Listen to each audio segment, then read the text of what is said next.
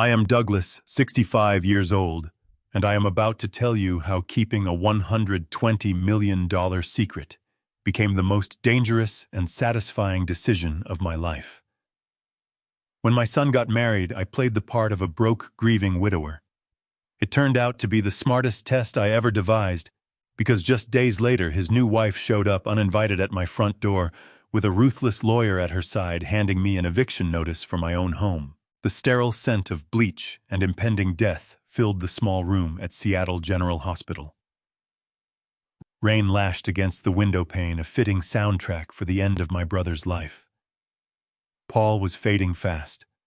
I sat beside his bed, listening to the rhythmic failing beeps of the heart monitor. He had fought hard against the illness, but his lungs were finally giving out. I held his frail hand, waiting for the inevitable end, trying to offer whatever comfort a younger brother could give. Paul suddenly opened his eyes one last time. His breathing grew frantic, taking on a terrible, ragged quality. He pulled his hand from my grasp, reaching into the pocket of his hospital gown, with a burst of terrifying adrenaline-fueled urgency. He pressed a crumpled piece of paper into my palm.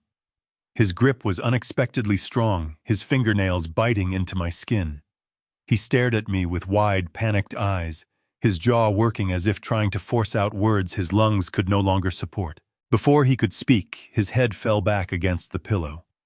The monitor flatlined into a continuous, shrill scream that echoed off the cold tile walls. I shoved the paper deep into my jacket pocket, just as the heavy wooden door swung open. Logan walked in.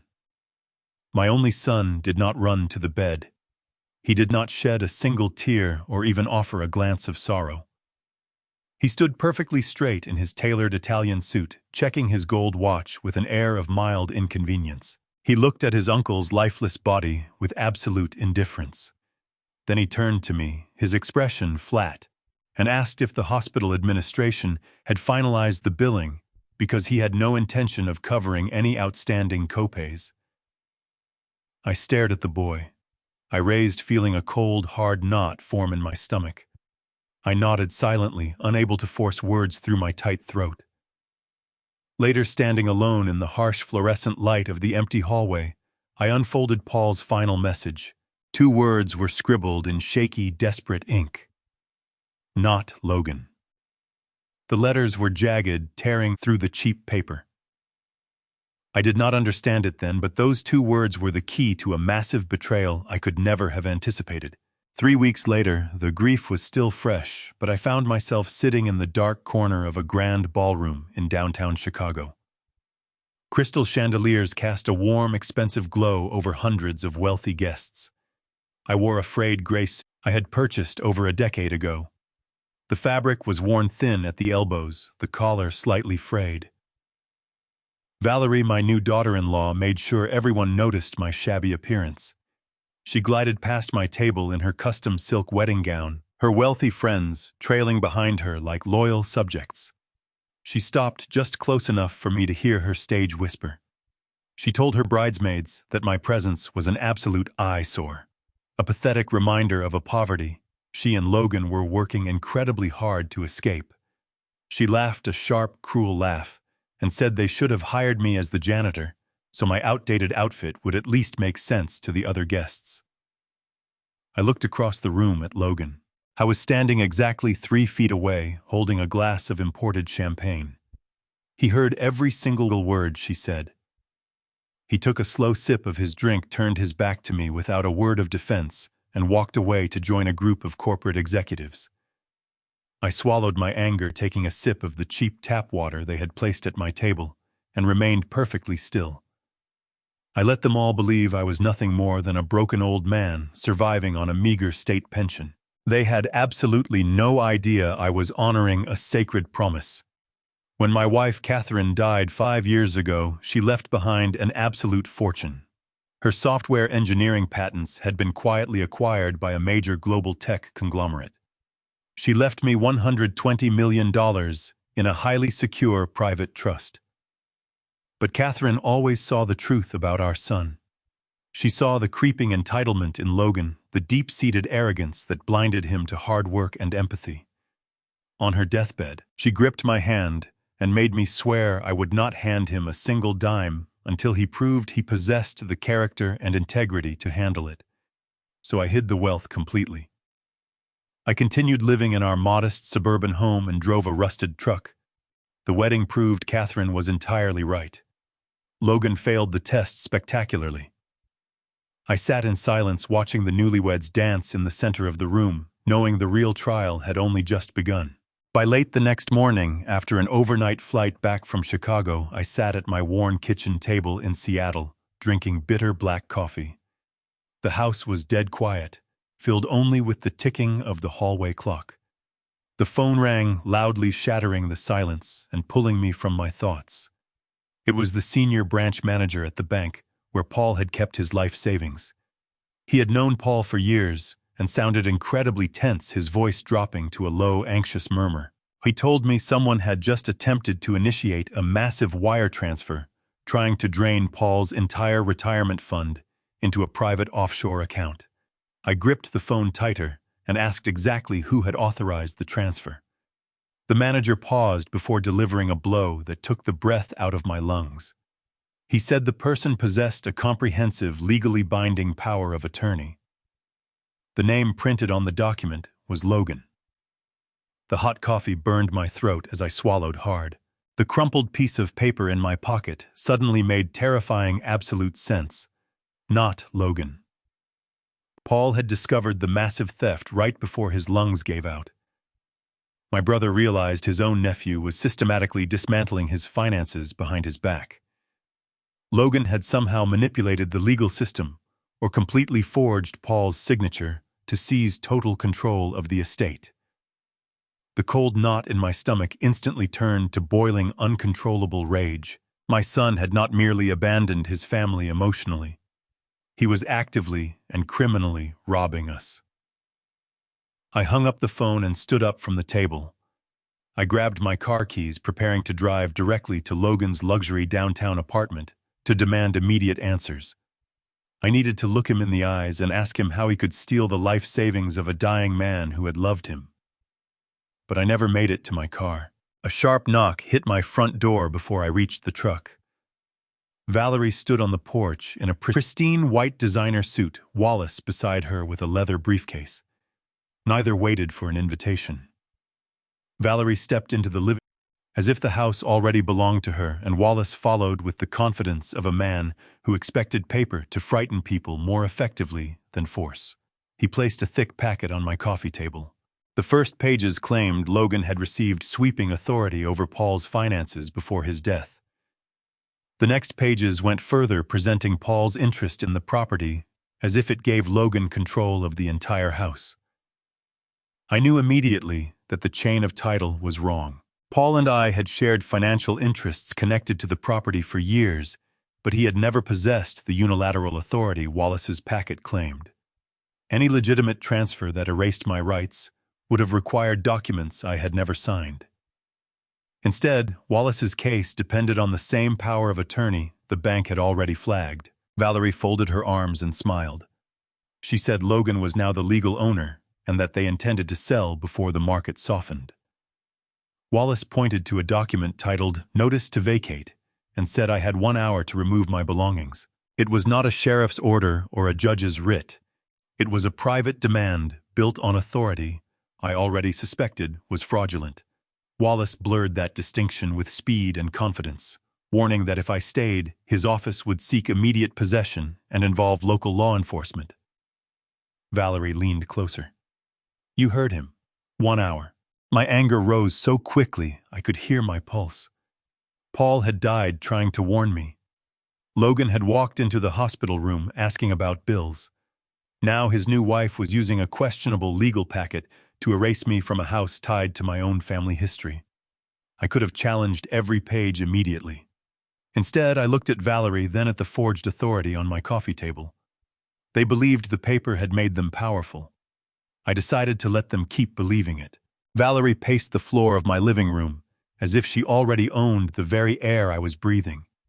She looked at the worn fabric of my sofa and laughed, a sharp sound that echoed aggressively off the walls. She told me Logan had spent his entire childhood suffocating in this mediocre environment. According to her, my son viewed me as an anchor, pulling him down into a sea of absolute irrelevance. She explicitly stated that Logan was humiliated by my presence at their wedding, embarrassed by my cheap suit and my quiet, unrefined demeanor. She called me a pathetic old man who had spent his golden years living off the charity of a dying brother. She claimed Paul had realized my complete uselessness at the very end and rightfully transferred the estate to a nephew who knew how to maximize its financial value. Every venomous word she spat was meticulously designed to provoke a physical reaction. She wanted me to break down. She wanted me to scream. She desperately wanted the satisfaction of watching a father shatter under the weight of his own son's ultimate rejection. Wallace stood directly behind her, acting as the cold, mechanical enforcer of her cruelty. He adjusted the cuffs of his expensive suit and tapped his silver pen against the forged power of attorney. He laid out the legal reality they had entirely fabricated. He stated that the county clerk had already processed the expedited property transfer. He warned me that I had exactly 60 minutes to gather my personal effects. If I delayed even a fraction of a second past that deadline, he would personally dial the local police precinct. He described with chilling calmness how the officers would arrive, place me in handcuffs and drag me out of my own home in front of the entire neighborhood. He threatened to file additional civil suits for property damage if I attempted to take any fixtures, appliances, or items they deemed part of the new estate. He treated the fraudulent document like an absolute impenetrable shield, completely confident that a seemingly broke, grieving widower had zero resources to fight back against a towering legal threat. I looked at the forged signature on the heavy cream paper. Paul had never signed that document. My brother died gasping for air, using his final ounce of strength to warn me about the very monster who had orchestrated this theft. Logan lacked the spine to look me in the eye and steal from me himself. He cowered in the shadows of his luxury apartment, sending his greedy new bride and a hired corporate shark to execute his betrayal. A weaker man would have exploded. I could have torn the document into pieces. I could have shouted about the blatant illegality of their actions or demanded to call the authorities right then and there. But blind anger is a useless weapon against calculated fraud. Fighting back in that living room would only give Wallace the physical confrontation he desired to justify a violent police presence. I needed them intoxicated by their own perceived power. I needed them to believe they had executed a flawless, unopposed takeover. I turned my back on them without speaking a single word. I walked slowly down the hallway toward the master bedroom, keeping my shoulders slightly slumped to maintain the perfect illusion of total defeat. I could hear Valerie laughing in the living room, loudly congratulating Wallace on how easily I had folded under pressure. I opened my bedroom closet and bypassed the hidden compartments built into the floorboards. I pulled down a small, battered canvas suitcase from the top shelf. I packed with deliberate, calculated minimalism. 3 faded shirts, 2 pairs of worn trousers, a small bag of basic toiletries. I left behind the custom-tailored suits Catherine had purchased for me years ago, hidden securely beneath cheap garment bags. I left the vintage silver watches and the expensive leather shoes. I packed only what a destitute, broken man would carry into a bleak life of homelessness. As I folded a gray sweater, my eyes fell upon a silver-framed photograph on my nightstand.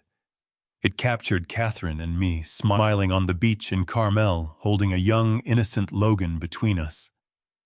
I stared at the boy in the picture, searching for a trace of the ruthless man he had chosen to become.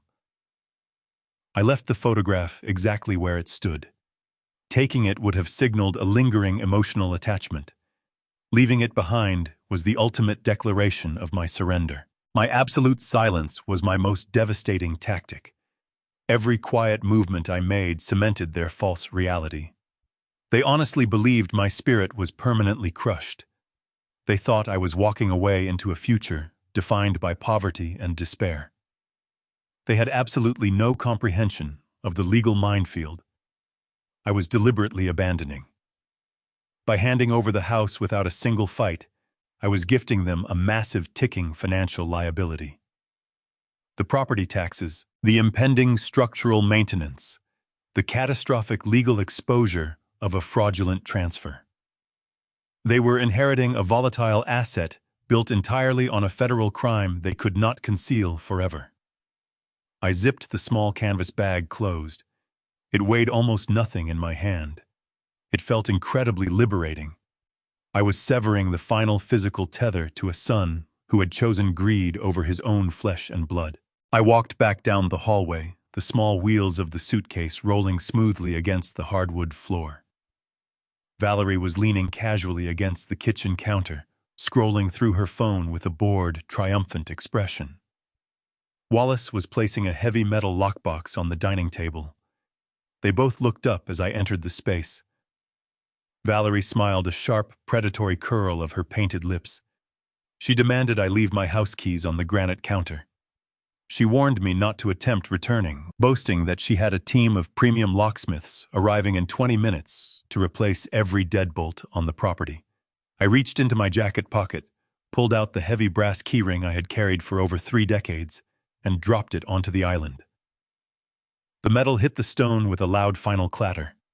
I looked directly into Valerie's eyes. I did not show anger. I did not show sorrow. I offered her a stare of complete hollow emptiness. For a fraction of a second, she looked genuinely unsettled. Her arrogant smile wavered, but her overwhelming greed quickly swallowed her brief moment of doubt. I walked out the front door and stepped onto the wooden porch. The crisp afternoon air hit my face, instantly clearing the suffocating stench of Valerie's perfume from my lungs. I walked down the concrete steps and out to the cracked driveway.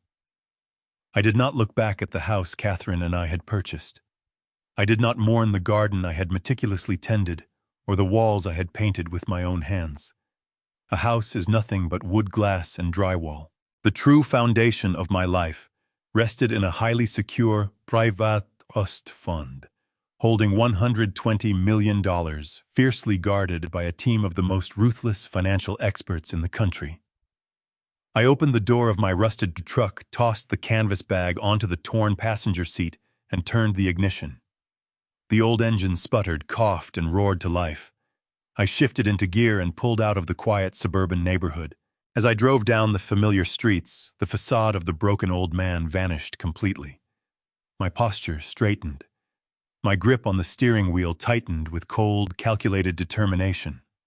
Logan and Valerie had stolen a house, perhaps $500,000, using forged documents that could create serious state and federal prison exposure if the fraud were proved.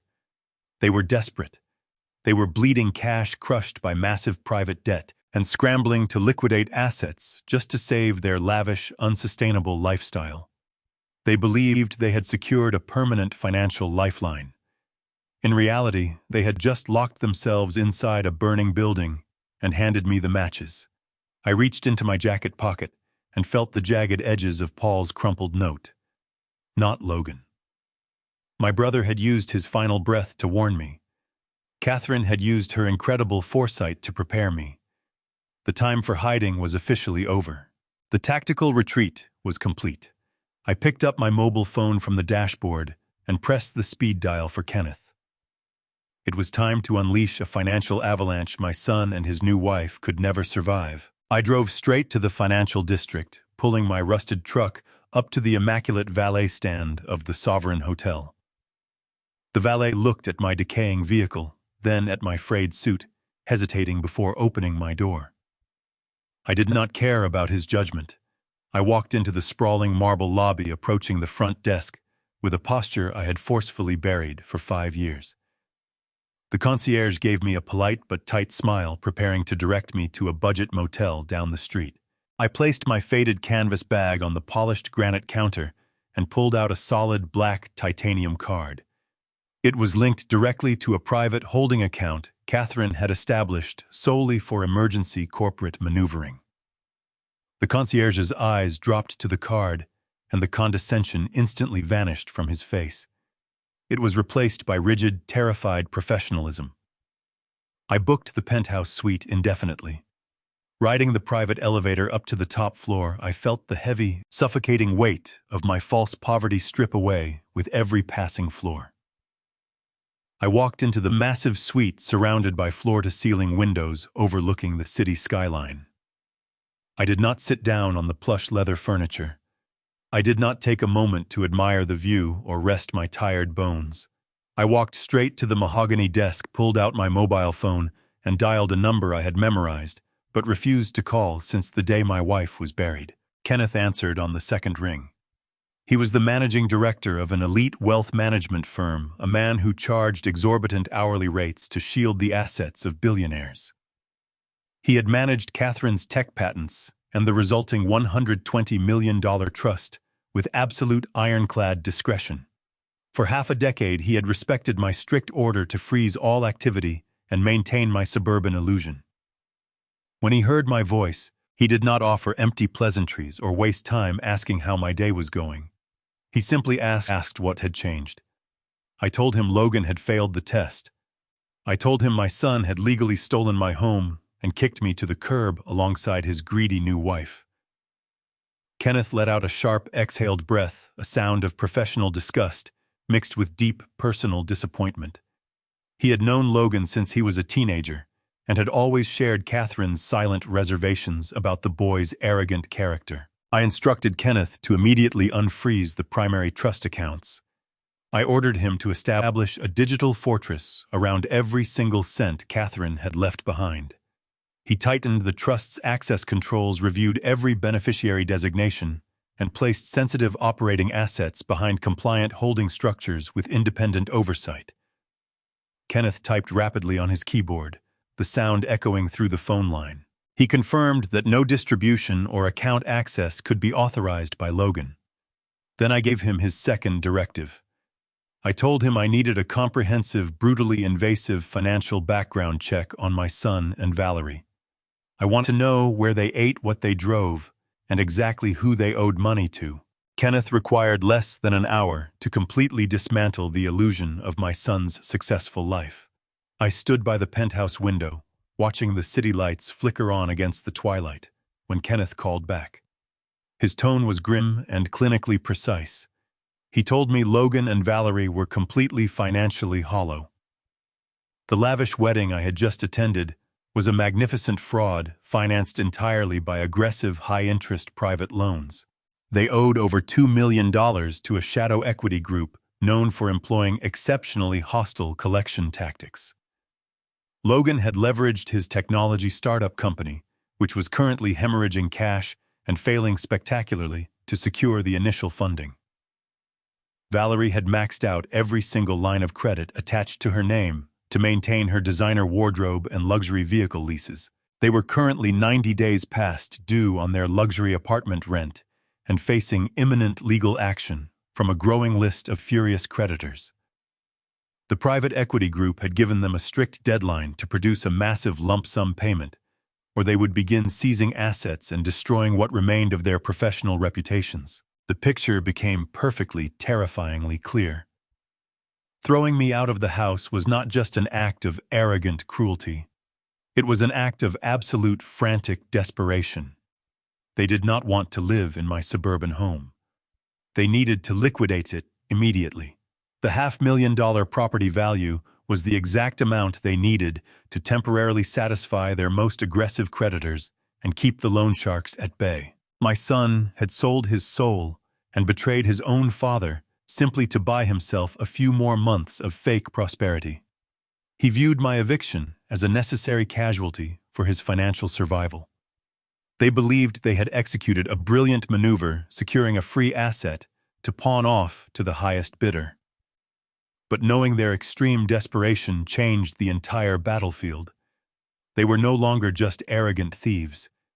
They were cornered animals, panicked and rushing to process the sale of a stolen house. I realized they were moving too fast, acting entirely on adrenaline and panic. To sell the house legally, they had to rely completely on the forged power of attorney Wallace had flaunted in my living room. They had to submit it to state authorities and attach it to public real estate listings. I asked Kenneth to pull the public county records and locate the specific document Wallace had filed to authorize the initial deed transfer. I needed to see exactly how reckless they had been in their rush to steal my property. Within minutes, my phone chimed with a secure digital file. I opened the scanned document, zooming in on the bottom of the final page where my brother's signature rested. I stared at the ink on the digital screen, my blood running completely cold. I expected a decent forgery, perhaps a trace job, or a manipulated digital stamp. But what I saw was far worse. The signature was not just a clumsy forgery. It was a spectacular, arrogant miscalculation that elevated their crime from local fraud to a severe federal offense. They had made a fatal error on that piece of paper, an error so massive it gave me the exact weapon I needed to destroy them entirely. The digital file materialized on the bright screen of my phone with a soft, unassuming chime. I stood alone in the absolute silence of the penthouse suite, the sprawling city lights of the financial district reflecting faintly against the glass. I opened the encrypted document Kenneth had managed to extract from the county clerk databases. It was a high-resolution scan of the power of attorney Wallace had smugly tapped his silver pen against just hours ago in my living room. I zoomed in on the bottom of the final page, moving my thumb across the glowing screen until the signature block filled my vision. I stared at the dark blue ink supposedly representing my brother. The blood in my veins turned entirely to ice. It was a forgery, but it was not even a clever one. Paul and I had worked side by side for decades before his health began to fail. I had seen him sign thousands of checks, greeting cards, and legal documents. In his final year, his hands had developed a distinct, uncontrollable tremor. His genuine signature was always slightly jagged at the edges, the loop of the letter P halting, and heavy where he had to force the pen to steady itself. The signature staring back at me from the digital screen was entirely too smooth. The ink flowed with the aggressive, unbroken confidence of someone young and arrogant. The slant of the letters was too steep, mimicking Logan's own impatient handwriting. They had not even bothered to study Paul's recent medical records or physical limitations. They simply printed the form, grabbed a heavy luxury pen, and signed away a dying man's entire life. I looked closer at the notarial certificate beside the signature. The document claimed Paul had appeared and acknowledged the instrument, yet the timing and condition described in the certificate did not match what I knew about his final days. Kenneth flagged the certificate for verification, rather than assuming the notary was part of the scheme. That distinction mattered. The forged signature was already enough to demand scrutiny. I did not need to invent another conspirator before the records were checked. The audacity of the filing took my breath away. If Logan knowingly used a forged power of attorney to obtain control of Paul's assets and move property through electronic systems, the conduct could support serious fraud, forgery, identity-related, and conspiracy charges, depending on what investigators proved. There was no automatic 20-year sentence hidden inside a form. Prosecutors would choose charges, and a court would determine punishment. What mattered to me was simpler. The document created a durable electronic trail, and Logan had been arrogant enough to put his name beside it. I placed the phone down on the cold mahogany desk. The power I held in that exact moment was absolute and terrifying. All I had to do was pick up the receiver, dial the direct line to the Federal Bureau of Investigation, and hand over the digital file. The authorities would dispatch a team to Logan and Valerie's luxury apartment before midnight. They would be dragged out of their expensive bed in handcuffs, humiliated in front of their affluent neighbors, and locked in a holding cell. The disputed property could be frozen and challenged through the courts. The nightmare would be over with one simple, decisive phone call. I rested my hands against the heavy wood of the desk, staring out into the dark night. An immediate arrest was the most logical, clean solution. But as I pictured Logan sitting in an interrogation room, a sickening realization washed over me. An immediate arrest was far too merciful. If I called the authorities tonight, Logan would immediately hire a team of slick defense attorneys. He would play the role of the grieving, confused nephew. He would claim Paul had signed the document in secret, perhaps in a moment of lucidity, and that he had absolutely no idea the notary was corrupt. He would drag my brother's name through a grueling, highly publicized trial, twisting Paul's final days into a spectacle of alleged mental incompetence. Valerie would weaponize her tears for a jury claiming they were just a young couple trying to manage a complicated estate. They might negotiate a plea deal. They might escape with probation and a fine. I could not allow them to dictate the terms of their own punishment. Catherine had trusted me to protect her $120 million legacy from exactly this kind of arrogant corruption. Paul had used his final heartbeat to warn me about the monster hiding behind my son's handsome face. A quick legal resolution would teach them absolutely nothing. They needed to learn that arrogance has a devastating price. They needed to feel the suffocating, crushing weight of their own limitless greed.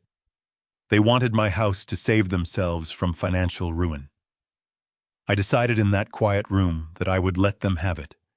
I would let them hold the rope they had so desperately stolen, and I would watch as they tied the knot themselves. I picked up the phone and dialed Kenneth back. The line connected instantly. I did not waste time discussing the emotional betrayal. I went straight to the tactical logistics. I confirmed to Kenneth that the signature was a blatant, provable forgery. I heard Kenneth exhale sharply on the other end of the line, immediately suggesting we file an emergency injunction to freeze the property deed before they could list the house on the market. I told him no. I explicitly ordered him to stand down and allow the fraudulent property transfer to process completely through the county systems without a single red flag. Kenneth fell completely silent for several seconds. He was a man who spent his life mitigating risk, and I was demanding he leave a massive gaping hole in our defenses. He warned me that if we allowed the title to clear, Logan could legally sell the property to an innocent third party, complicating the recovery process immensely. I told Kenneth that complicating the process was exactly my intention. We were not going to stop them from selling the house. We were going to encourage it. I walked over to the floor-to-ceiling window, looking down at the tiny vehicles moving through the city grid below. I explained the psychology of the trap to Kenneth. Logan and Valerie were drowning in $2 million of hostile private debt. They were functioning entirely on panic and adrenaline. If we blocked the sale now, they would realize they had been caught and immediately shift into a defensive legal survival mode. But if we let them believe their flawless crime had succeeded, their arrogance would completely blind them to the danger. They would confidently list the house. They would frantically search for a buyer. And they would sign a final binding closing document to collect the cash. That final signature on a commercial real estate transaction executed with forged authority would cement their federal crimes beyond any shadow of a doubt or possibility of a plea deal. Kenneth understood the brutal efficiency of the strategy. His hesitation vanished, replaced by the cold, calculating energy of a financial predator. But I was not finished. I told Kenneth that simply watching them fall was not enough. I wanted to control the speed and the impact of their destruction. I instructed him to gather his team of corporate attorneys and focus entirely on the shadow equity group currently holding Logan and Valerie's massive private debt. I did not just want to know who my son owed money to. I wanted to own the debt myself. I authorized Kenneth to utilize a confidential special-purpose company within Catherine's lawful holding structure. I told him to approach the hostile lenders first thing in the morning. He was to offer them a premium immediate cash buyout to acquire the entirety of Logan and Valerie's outstanding loan portfolio. The loan sharks would eagerly accept a clean exit from a failing startup and a desperate young couple. By tomorrow afternoon, without Logan or Valerie having the slightest clue, I would officially become their absolute, uncompromising master. I would hold the leverage to destroy their credit, seize their assets, and drive them into total bankruptcy whenever I chose to pull the trigger. Kenneth confirmed the orders.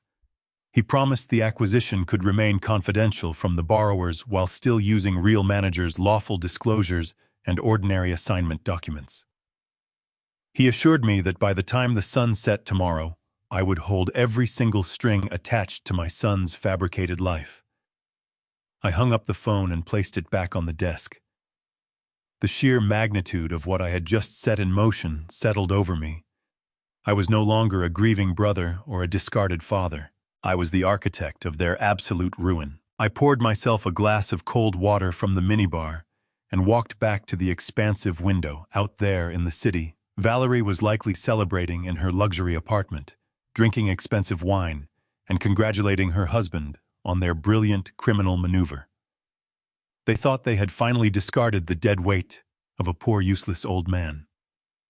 They thought they were brilliant. They thought they were entirely safe. They had absolutely no idea that the silent, broken widower they had kicked out into the street was currently hovering above the city, silently purchasing the very ground they stood on. The bait was officially set.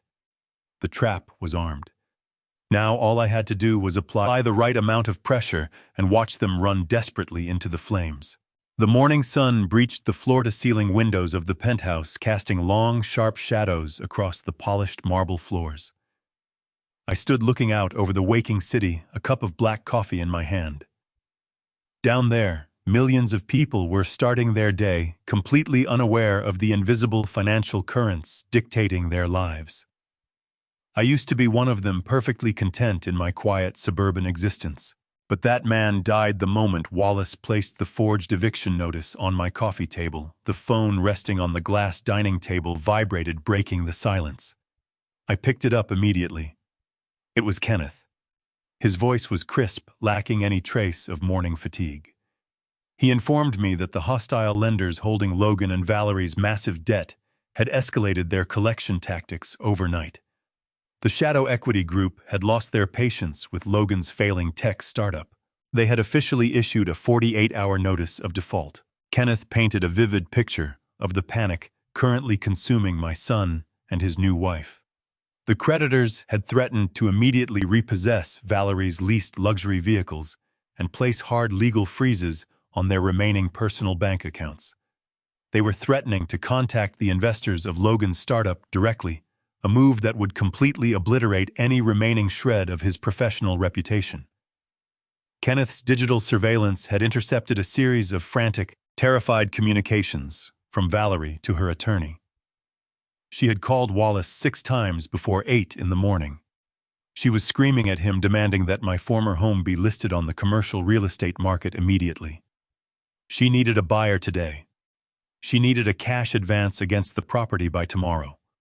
She was functioning entirely on pure, unadulterated desperation. Wallace, arrogant and entirely confident in his forged power of attorney, had assured her the property was legally cleared for an expedited sale. He promised her he would find an aggressive cash buyer willing to close the deal within the week. He told Valerie to remain calm, completely unaware that his reckless confidence was guiding his clients directly into a financial slaughterhouse. I listened to Kenneth detail their panic, feeling an absolute icy calm settle over my chest. I asked Kenneth if the Delaware Shell Company was fully operational and funded. He confirmed it. The corporate entity existed entirely on paper, shielded by layers of impenetrable privacy laws, holding liquid capital directly from Catherine's trust. I gave Kenneth the absolute green light to execute the acquisition. The strategy was brutally simple. Kenneth approached the aggressive private equity group representing Logan's creditors. These were ruthless men who dealt in high-risk, high-yield loans. They knew Logan's startup was bleeding cash, and they considered the $2 million debt a highly volatile, potentially toxic asset. Kenneth, operating under the guise of an anonymous corporate liquidation firm, offered them an incredibly rare opportunity. He offered to purchase the entirety of Logan and Valerie's debt portfolio for a premium immediate cash buyout. He presented them with a flawless exit strategy. The creditors did not hesitate. Faced with the tedious, expensive prospect of dragging a failing startup founder through bankruptcy court, they eagerly accepted the clean cash. Throughout the afternoon, I remained in the penthouse, listening to the classical music playing softly through the suite's sound system. I reviewed the digital contracts Kenneth forwarded to my secure tablet. I watched as the legal rights to my son's entire financial existence were systematically transferred away from the Shadow Equity Group and handed directly to a nameless corporation that I completely controlled. I was acquiring the private obligations tied to their vehicle financing and lease guarantees along with the massive business loans Logan had foolishly secured to fund a lavish lifestyle he could never truly afford. By 4 in the afternoon, the transaction was finalized. The wire transfers cleared the international banking systems. The digital signatures were verified. I sat down in the heavy leather armchair, staring at the final confirmation document on the screen. It was a profound, terrifying shift in power. Just 24 hours ago, Valerie had stood in my living room mocking my frayed suit and threatening me with police action. She had thrown me out into the street entirely convinced she held all the cards. Now, without her having the slightest clue, I literally owned the roof over her head. I owned the car she drove to her expensive salon appointments. I held the absolute legal authority to destroy their credit scores, seize their remaining physical assets, and force them into total, humiliating bankruptcy. I could end their entire facade with a single phone call to Kenneth, but closing the trap too early would ruin the lesson. If I crushed them today, they would simply blame a faceless corporation. They would file for bankruptcy and attempt to play the role of the unfortunate victims of a cruel economic system. They needed to feel the specific crushing weight of their own arrogance. They needed to believe their terrible crime had actually saved them. Kenneth called me shortly after the final papers were filed. He asked how I wanted to proceed regarding the collections. I instructed him to immediately halt all aggressive collection calls to Logan and Valerie. I told him to have the shell company issue a formal, highly professional notice granting them a temporary 30-day extension on their debt. I wanted to give them a brief, intoxicating window to breathe. I wanted them to receive that extension notice and genuinely believe that their luck had changed. I knew exactly how they would react. Valerie would view the extension as a divine sign that she was untouchable. Logan would convince himself that his business acumen had intimidated the creditors into backing down. They would relax. They would celebrate. And most importantly, they would proceed with the sale of my house with absolute, reckless confidence. They would sign the final commercial real estate closing documents utilizing Paul's forged signature, believing the cash from the sale would easily wipe out the debt I now silently held. I looked at the silver-framed photograph of Catherine I had brought with me, placing it gently on the mahogany desk. I thought about the brilliant, fiercely protective woman she had been. She had known that simply handing Logan wealth would destroy him. She knew he had to be tested. But even Catherine could not have predicted that our son would attempt to steal the life savings of his dying uncle and throw his own father into the street. I was no longer just protecting her legacy. I was enforcing a harsh, necessary justice. The bait had been dropped into the water, and they had swallowed it whole. Now all I had to do was wait in the quiet luxury of the penthouse, watching patiently as they happily planned a victory party on the deck of a sinking ship. I drove a rented dark sedan into my old neighborhood on Saturday evening. The quiet suburban Catherine and I had chosen for its tranquility was completely unrecognizable. Luxury vehicles lined both sides of the narrow road, their heavy tires crushing the manicured grass I had maintained for 30 years. I parked 3 houses down, killing the engine and rolling down the window just enough to let the crisp night air enter the cabin. The heavy, pulsing bass of electronic music shook the quiet neighborhood. Logan and Valerie were hosting a massive housewarming party. They were throwing a lavish celebration to honor the successful theft of my home. The front door stood wide open, spilling harsh artificial light onto the wooden porch. Valerie had hired a professional catering staff for the evening. Waiters in crisp white shirts navigated through the dense crowd, carrying silver trays of expensive hors d'oeuvres and imported champagne. She had completely stripped the living room of the warm, familial character Catherine had spent decades building. The antique oak furniture was gone, replaced by sterile, modern rental pieces explicitly designed to project the illusion of extreme wealth. Valerie stood near the entryway, wearing a glittering cocktail dress. She laughed loudly, accepting eager compliments on her brilliant new real estate acquisition from her wealthy, superficial friends. She played the role of the triumphant conqueror perfectly. I shifted my gaze to the backyard.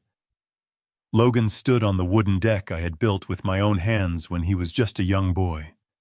He was surrounded by a group of men wearing expensive tailored suits, likely the remaining desperate investors of his failing technology company. He held a glass of dark amber liquor, gesturing wildly with his free hand. His voice carried across the lawn, loud and boastful over the thumping music.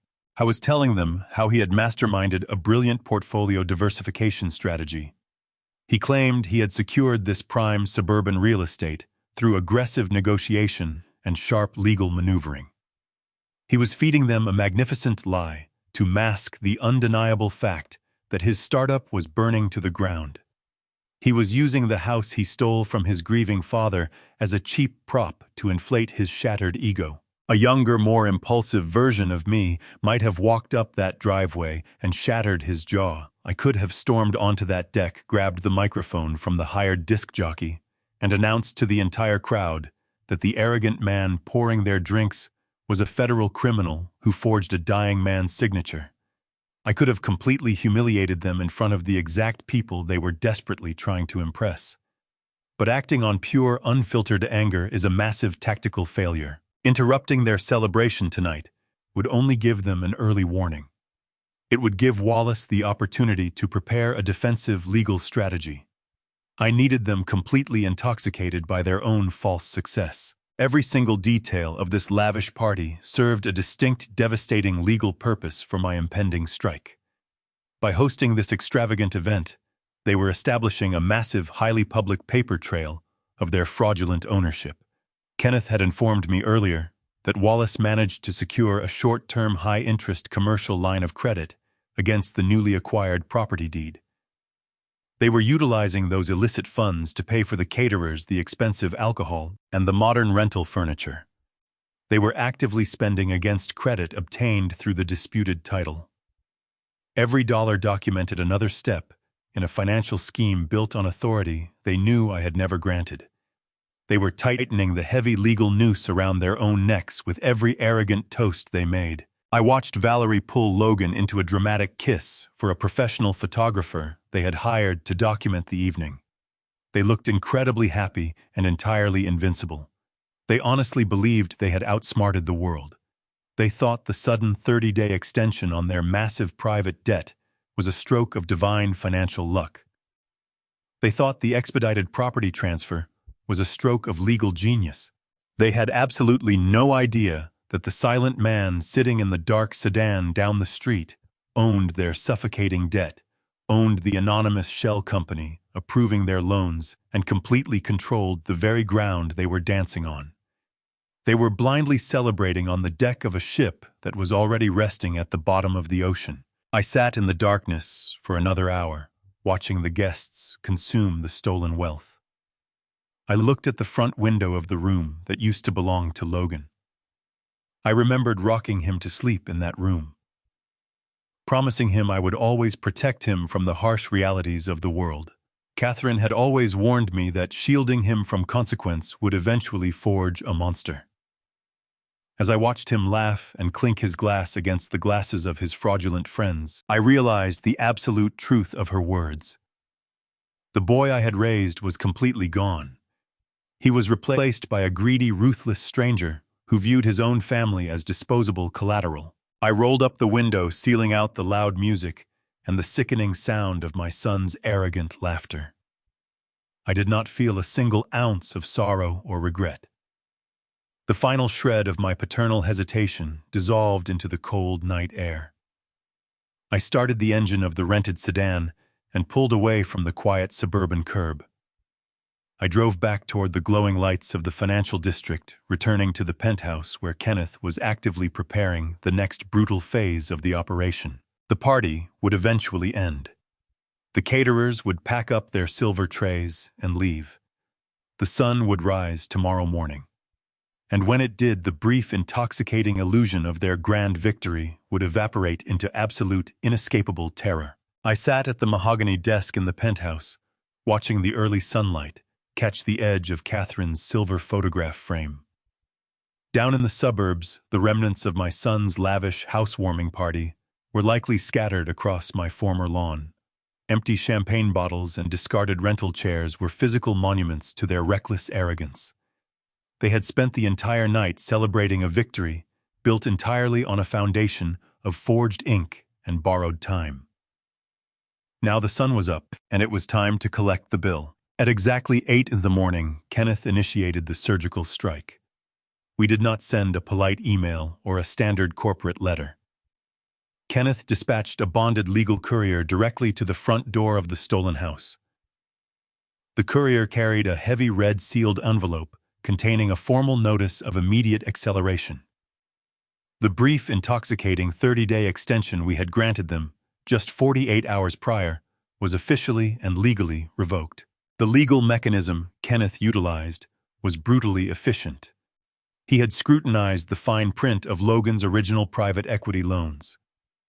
Hidden deep within the original contracts was a standard cross-default provision. It stated that if the debtor acquired any new high-interest credit lines without prior authorization, the primary lender retained the absolute right to demand payment in full immediately. When Logan and Valerie arrogantly took out a commercial line of credit against my stolen house to fund their party caterers and rental furniture, they unwittingly triggered that exact clause. They handed Kenneth the perfect legal justification to drop the guillotine. The notice demanded the immediate transfer of $2,400,000 to satisfy the principal debt, accumulated penalties, and default fees. They had exactly 48 hours to wire the funds. If the deadline passed without payment, the holding company would instantly execute a total asset seizure. We would seek the contractual and court remedies available to the creditor, pursue repossession where the assigned agreements permitted it, and file the claims that could push Logan's failing company into insolvency. I did not have to wait long for the reaction. Less than 20 minutes after the courier confirmed delivery, my secure tablet began to chime with intercepted communications. Kenneth had set up legal monitoring on the holding company's primary contact numbers. He forwarded the incoming voicemails directly to my device. I pressed play and listened to the sound of my son's world violently collapsing. The first call came from Logan. His voice lacked the booming, arrogant confidence he had displayed on the wooden deck just 12 hours ago. He sounded out of breath, his words tumbling over each other in a frantic rush. He demanded to speak with a senior account manager. He referenced the 30-day extension they had received on Friday, insisting there had been a catastrophic administrative error. He begged them to check their records. He pleaded for someone to call him back immediately, his voice cracking on the final sentence. He was terrified.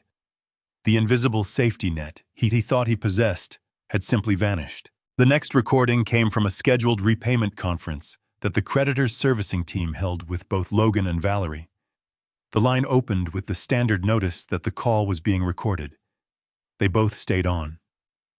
Within seconds, the conversation stopped sounding like a financial conference and became an argument between two people who had built their marriage on money. She demanded to know how a $2 million debt could suddenly accelerate overnight. She insulted Logan's intelligence, his business acumen, and his basic competence as a man. She explicitly stated that she had not married him to live in a state of constant financial terror. She reminded him that she had sacrificed her own pristine credit score to fund his pathetic failing startup company. She told him he was a complete fraud who had promised her a life of luxury, but delivered nothing except stress and impending bankruptcy. Logan tried to defend himself, but his arguments were incredibly weak.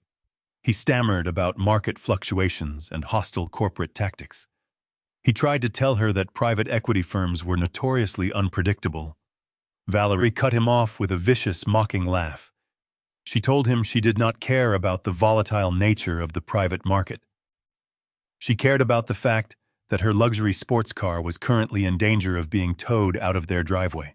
She cared about the fact that she could not show her face at her expensive country club if her credit cards began declining at the bar. The marriage, built entirely on a fragile foundation of mutual greed and superficial status, was fracturing under the very first sign of actual pressure. I leaned back in the leather chair, listening to them tear each other apart. There was no love in that house. There was no loyalty. When faced with the threat of true poverty, they instantly turned on one another like starving animals. They possessed no moral core to anchor them through a crisis. I felt a cold, hard sense of validation. Catherine had been completely right to hide the wealth. If we had handed Logan $120 million, Valerie would have bled the accounts dry, and Logan would have thrown the rest into the fire to feed his endless, unearned arrogance. The argument on the recording reached a fever pitch. Valerie demanded a solution. She screamed that they were out of time and completely out of options. She ordered Logan to fix the mess he had created before the 48-hour deadline expired. That was exactly the moment I had been waiting for. I needed the pressure to become so unbearable that they would completely abandon logic and caution. Logan's response on the recording was a desperate, panicked pivot. He told Valerie to calm down. He reminded her they were currently sitting inside an asset worth $500,000. He told her the house was legally in his name, and that Wallace had assured them it was cleared for an expedited commercial sale. He promised her he would call the lawyer right this second. He swore he would force Wallace to find a cash buyer today, even if they had to sell the property at a massive discount. He promised the cash from the immediate sale would be enough to calm the hostile lenders and buy them the time they needed to secure more permanent funding. Valerie did not offer comfort or support. She simply issued a cold, brutal ultimatum. She told him he had better make the sale happen today, or she would pack her designer bags and leave him to face the corporate wolves completely alone. The call ended with a sharp click. I placed the tablet down on the mahogany desk. The strategy was performing flawlessly. By squeezing their massive private debt, I had forced them into a state of absolute financial panic. They were no longer thinking about the suspicious timing of the foreclosure notice. They were not questioning why a shadow equity group was suddenly moving with such aggressive precision. They were entirely focused on survival. They viewed my stolen house as their only remaining life raft. They were about to rush headlong into the commercial real estate market, desperate to trade a fraudulently acquired deed for immediate cash. They were going to push Wallace to bypass standard waiting periods and standard background checks. They were going to demand a fast, dirty transaction to save their own skin. I picked up my mobile phone and called Kenneth. I did not need to explain the intercepted audio. He had heard the same recordings. I told him the fracture had occurred perfectly. They were bleeding out, and they were officially desperate to sell. I instructed Kenneth to prepare the corporate acquisition team. I told him to create an anonymous international investment profile, a buyer who possessed unlimited cash and absolutely no patience for lengthy real estate negotiations. I wanted Wallace to receive a phone call within the hour from an overseas representative offering to purchase the property sight unseen. I wanted the offer to be incredibly generous, just high enough to completely blind Wallace to the obvious risks of an expedited, unverified transaction. I wanted them to see a massive pile of cash dangling just out of reach, forcing them to leap over the edge to grab it. Kenneth confirmed the directives. He promised the phantom buyer would be fully established and knocking on Wallace's door before noon. I hung up the phone and looked back out over the city. The 48-hour countdown had officially begun. Logan and Valerie were sprinting toward the finish line, terrified of the debt collectors chasing them. They had no idea they were running directly into a steel wall. The house they stole to save their lives was about to become the exact instrument of their permanent destruction. The 48-hour deadline hung over Logan and Valerie like a blade. By late morning, Wallace had exhausted the obvious buyers. The housing market was slow, the title history was rushed, and anyone willing to close in 48 hours wanted time to examine the authority behind the deed. That was exactly the hesitation their panic could not tolerate. At 1 p.m, Kenneth released the bait. A senior associate from the holding company called Wallace on a recorded business line and introduced himself as the acquisition director for a Luxembourg-based investment group, expanding its American residential portfolio. The standard recording notice played at the beginning of the call. Wallace accepted it without concern. The associate offered $1.2 million in cash, roughly double the home's appraised value. The price was intentionally irrational. The buyer would waive the ordinary physical inspection. But there was one condition: the seller had to execute the purchase agreement and deliver the authority documents before the end of the business day. Final release of the purchase funds would occur only after the buyer completed its closing review. Wallace immediately put the call on speaker and brought Logan and Valerie into the negotiation. Kenneth patched me into the buyer-side monitoring line. I could hear only what our own representative was entitled to hear. I did not need hidden microphones inside Wallace's office. Valerie's reaction told me everything. She asked the associate to repeat the price. When he did, the tension in her voice vanished and was replaced by breathless excitement. Logan asked whether the buyer truly intended to purchase without a structural inspection. The associate said yes. The holding company cared about speed, location, and clean seller authority. That last phrase mattered. Clean seller authority. Wallace asked for the contract. Kenneth sent it through the secure transaction portal while we were still on the call. The agreement contained aggressive but legitimate seller representations.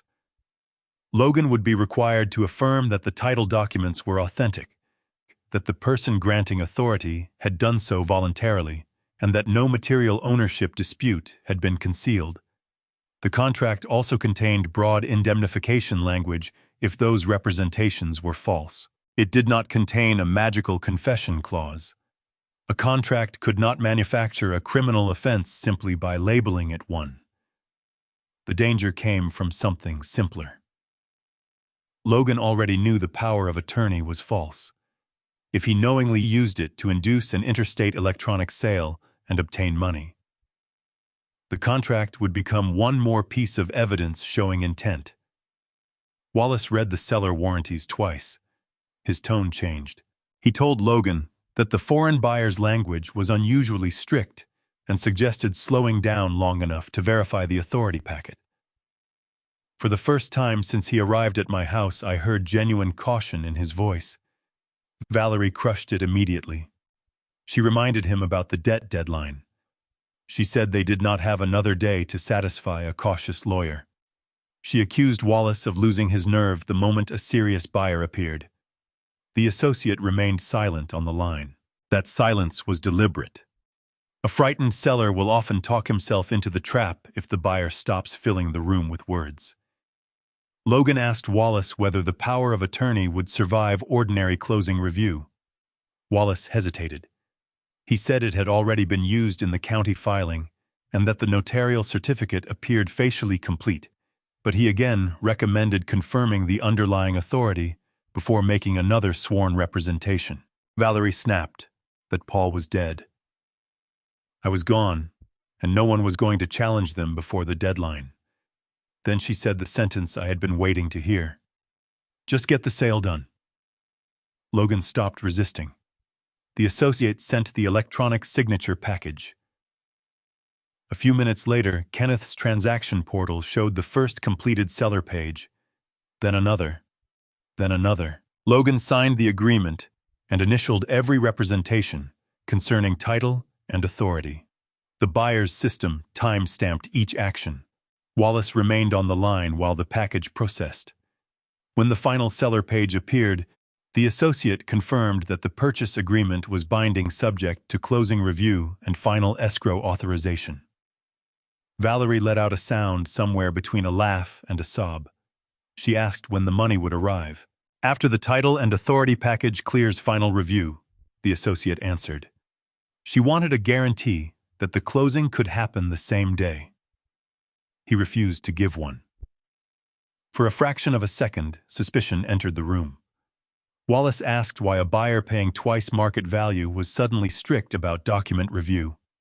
The associate answered with the simplest truth of the entire operation. Because we are paying twice market value. No one had a response. The call ended. Kenneth looked at me across the penthouse desk. The bait had worked. Logan had not merely inherited a questionable packet from someone else. He had personally certified the authority behind it to a buyer offering extraordinary money. He had done so after his own lawyer warned him to slow down. But the trap was not finished.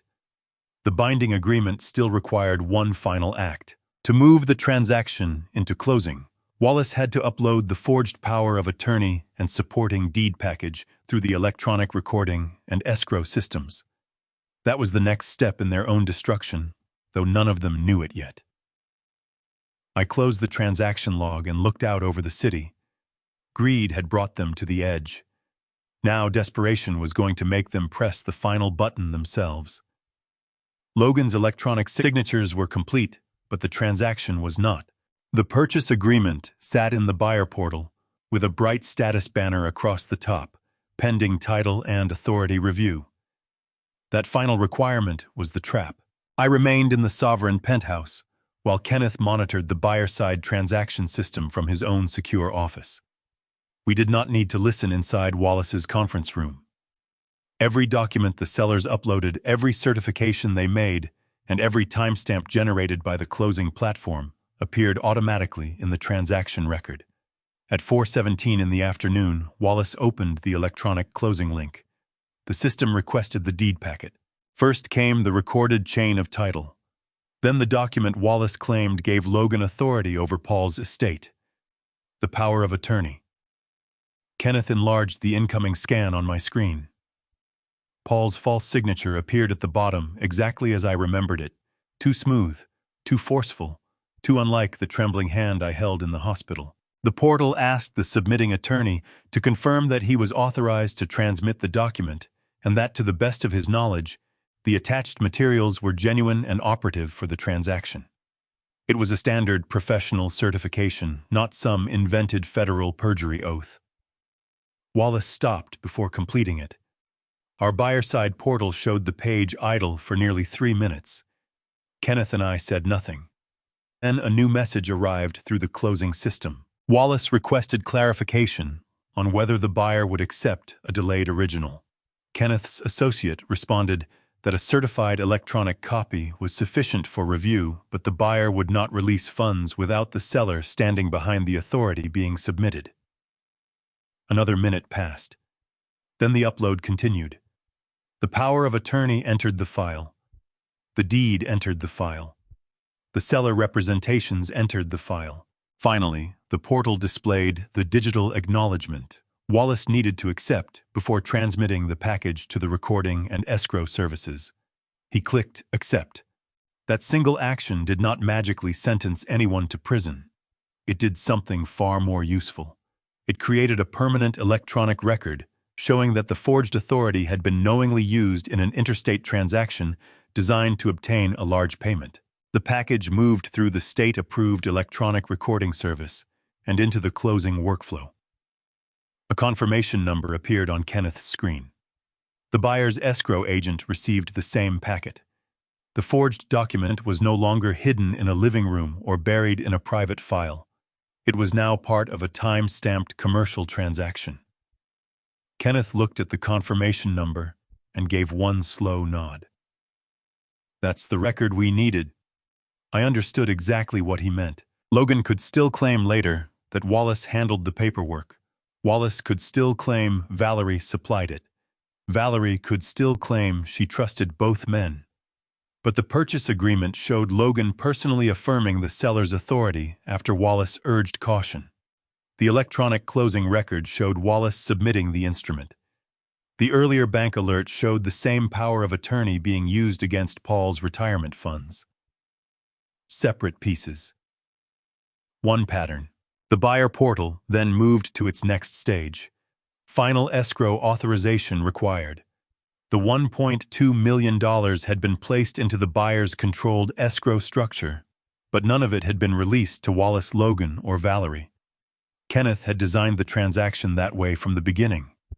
That distinction mattered. I was not going to wire a fortune into the hands of people I believed were committing fraud and then pretend surprise when they spent it. The money was visible to the closing parties as committed purchase funds, but release required the buyer's final authorization at the scheduled closing conference. Wallace sent a message asking when that authorization would occur. Kenneth's associate replied with an invitation. 10 o'clock the next morning. Pinnacle Tower, 60th floor. The buyer's principal would attend in person to approve the final disbursement. Valerie answered first. Accepted. Logan followed less than a minute later. Wallace sent a more cautious confirmation asking whether the buyer intended to raise any further title objections. The associate wrote back that all remaining issues would be addressed at the closing table. That sentence was true. Every remaining issue. I stood and walked to the penthouse window. Somewhere across the city, my son believed a foreign billionaire was preparing to hand him the money that would save his marriage, his company, and his reputation. He had no idea the buyer was the father he had thrown into the street. He had no idea the debt collector demanding payment was also me. Most important, he had no idea the evidence of the forged authority was now preserved in the same transaction system he believed was about to make him rich. Before ending the call, Kenneth reminded me that the transaction record had another advantage. None of us had altered Logan's documents or induced him to forge anything. The buyer had asked for ordinary proof of authority. Wallace and Logan had supplied the false instrument themselves.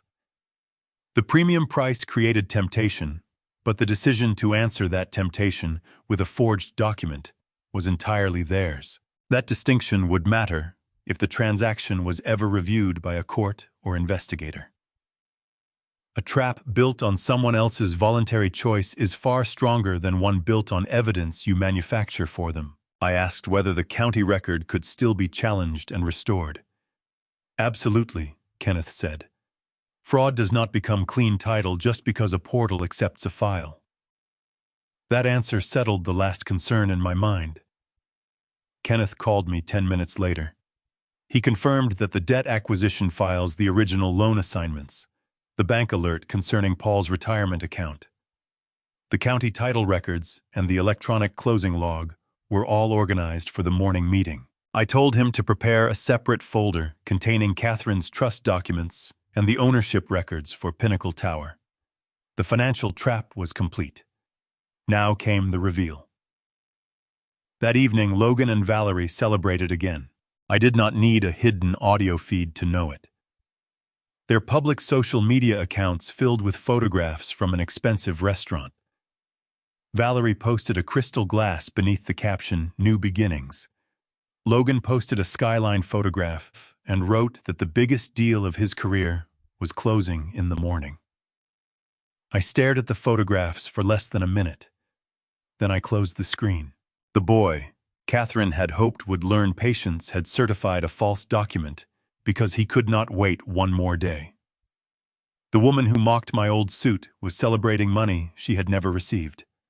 Wallace had put his professional name behind a transaction he had been warned to slow down. At 10 the next morning, all three of them would walk into my building, expecting salvation. I intended to give them the truth. The conference room on the 60th floor of the Pinnacle Tower offered an unobstructed panoramic view of the Seattle skyline. It was an environment meticulously designed to project absolute power and intimidate anyone who stepped inside. Floor-to-ceiling glass walls. A massive table carved from a single slab of black marble. Chairs upholstered in the finest European leather.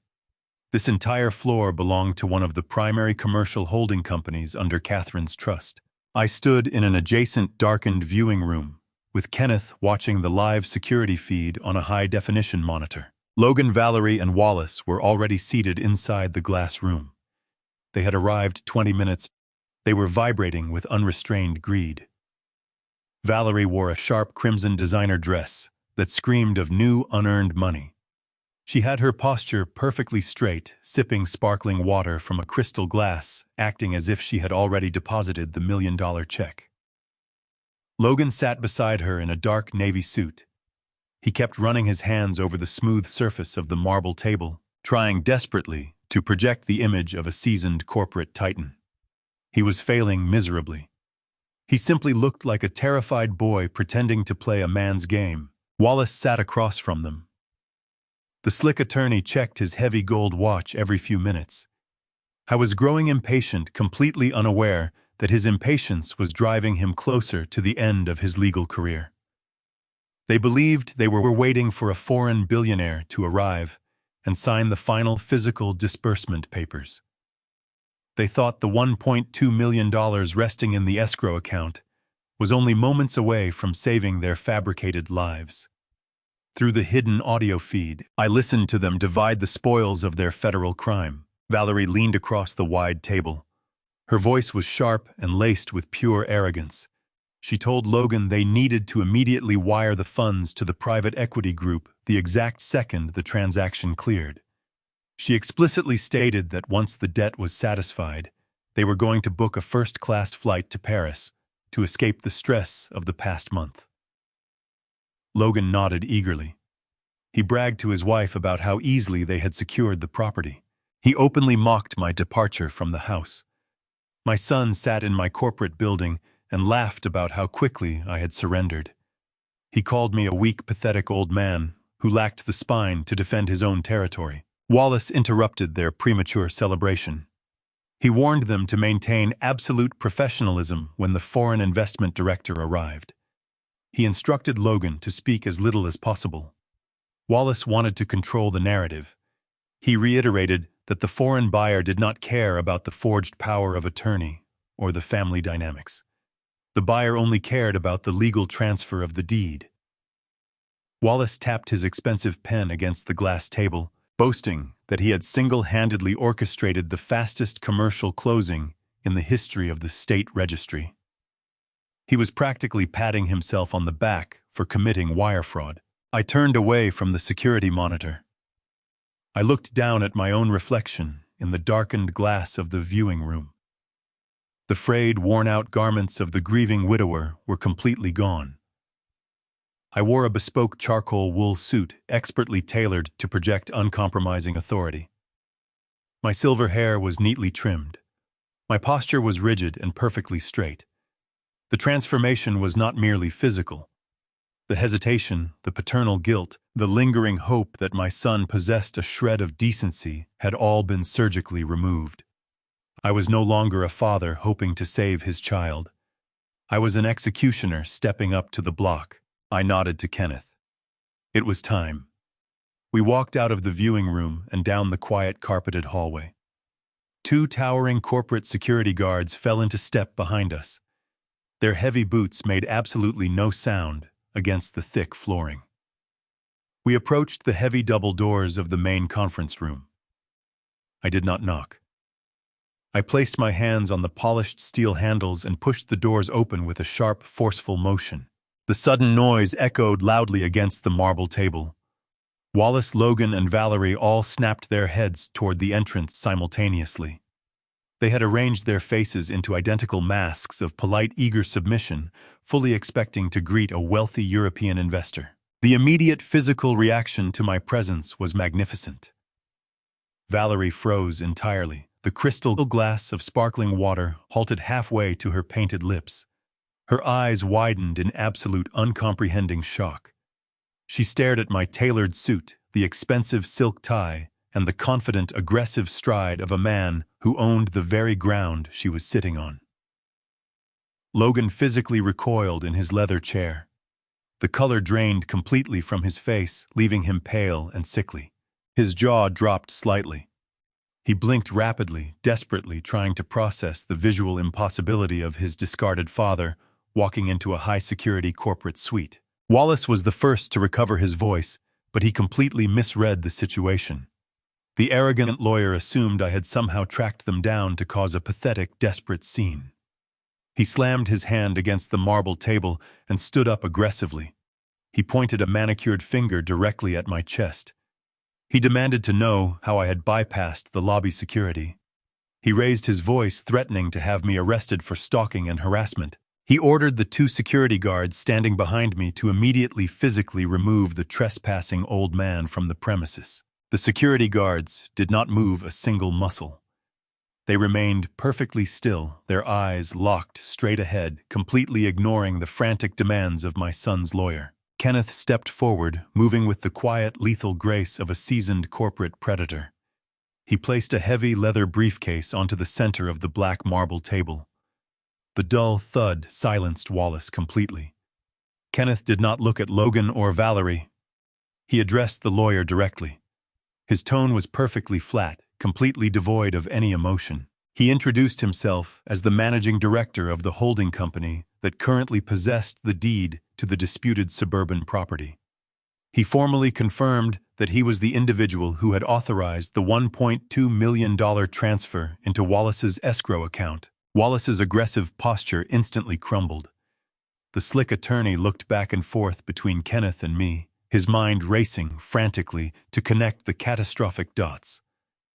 He slowly lowered his pointing finger.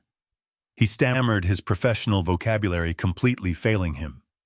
He asked Kenneth why the managing director of a massive foreign investment firm was walking into a closing meeting alongside the destitute former owner of the property. I did not wait for Kenneth to answer. I walked slowly around the massive marble table. My heavy leather shoes echoed in the dead silence of the room. I stopped directly behind the chair at the head of the table.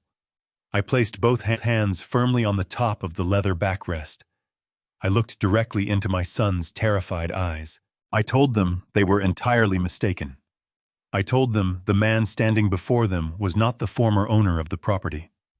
I informed them that the holding company purchasing the house was an anonymous corporate entity funded directly by a private trust.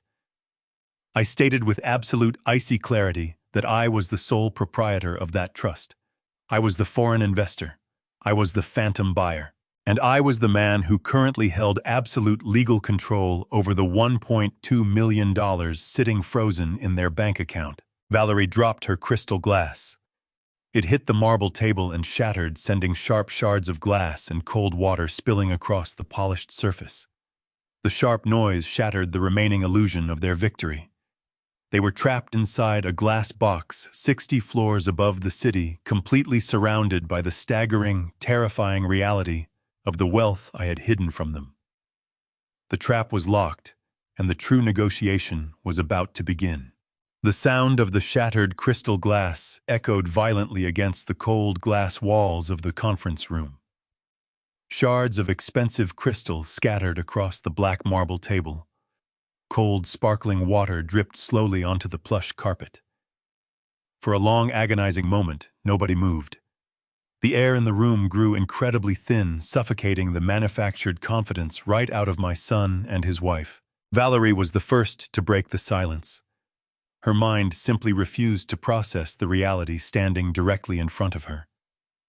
The cognitive dissonance of seeing the shabby, discarded father-in-law suddenly transformed into an immaculate corporate titan, completely short-circuited her logic. She pushed her chair back, the legs scraping harshly against the floor. She pointed a trembling finger at me, her face flushed with sudden hysterical rage. She screamed that this was a pathetic, delusional prank. She looked at Wallace, demanding he call the police immediately. She accused me of being a senile old man who had somehow wandered into a secured corporate facility to harass them. When Wallace did not move, Valerie turned her venom toward the two massive security guards standing silently behind me. She ordered them to do their jobs. She yelled that she was a highly respected client conducting a multi-million-dollar commercial real estate transaction. She commanded them to physically drag the crazy old man out of the building before he ruined their closing meeting. She threatened to have the guards fired, boasting about her elite connections and her newfound wealth. The security guards did not flinch. They did not blink. They remained perfectly rooted in place, their hands resting comfortably on their utility belts. They stared straight through Valerie as if she were completely invisible. The absolute lack of obedience sent a shockwave of genuine panic through Valerie. Her voice hitched. She looked wildly around the room, searching for someone, anyone, to validate her fabricated reality. She looked at Logan, but my son was entirely paralyzed. Logan sat rigid in his leather chair. The arrogant smirk he had worn since the day of his wedding had completely melted away. He was staring intensely at Kenneth. Logan was a failing technology founder, but he had spent enough time begging for venture capital to recognize a true apex predator in the financial world. He looked at Kenneth's tailored suit, his aggressive posture, and the heavy leather briefcase resting on the marble table. The horrifying truth was slowly carving its way into Logan's brain. I did not raise my voice. I did not need to shout to command the room. True power operates in absolute silence. I looked at Valerie and told her she was currently standing inside the executive boardroom of the Pinnacle Tower. I advised her to choose her next words with extreme caution because she was disrespecting the primary shareholder of the very management group that owned the building. Valerie let out a shrill, mocking laugh, but it was hollow and laced with absolute terror. She crossed her arms and told me I was completely insane. She insisted I lived in a rotting suburban house that they had just mercifully taken off my hands. She claimed I did not possess the capital to buy a cup of coffee in this building, let alone own the property. Kenneth stepped forward. He did not offer a polite smile. He unclasped the heavy brass locks of his leather briefcase. The sharp mechanical clicks sounded like a firing squad loading their rifles. He pulled out a thick, pristine stack of legal binders stamped with the gold crest of Catherine's private trust. He dropped the first binder directly onto the center of the black marble table. The heavy thud made Wallace physically jump in his seat. Kenneth spoke with the clinical precision of a surgeon operating on a fatal wound. He addressed Wallace, directly ignoring Valerie's frantic protests. Kenneth formally presented the articles of incorporation for the holding company that owned the Pinnacle Tower. He presented the banking certificates validating the $120 million trust established by Catherine. He presented the exact chain of command, proving that Douglas, the man standing at the head of the table, held unilateral and absolute control over every single corporate entity involved in their current real estate transaction. Wallace leaned forward, his hands trembling slightly as he pulled the binder toward him. The slick attorney flipped through the heavy parchment pages. I watched the remaining color drain entirely from his face.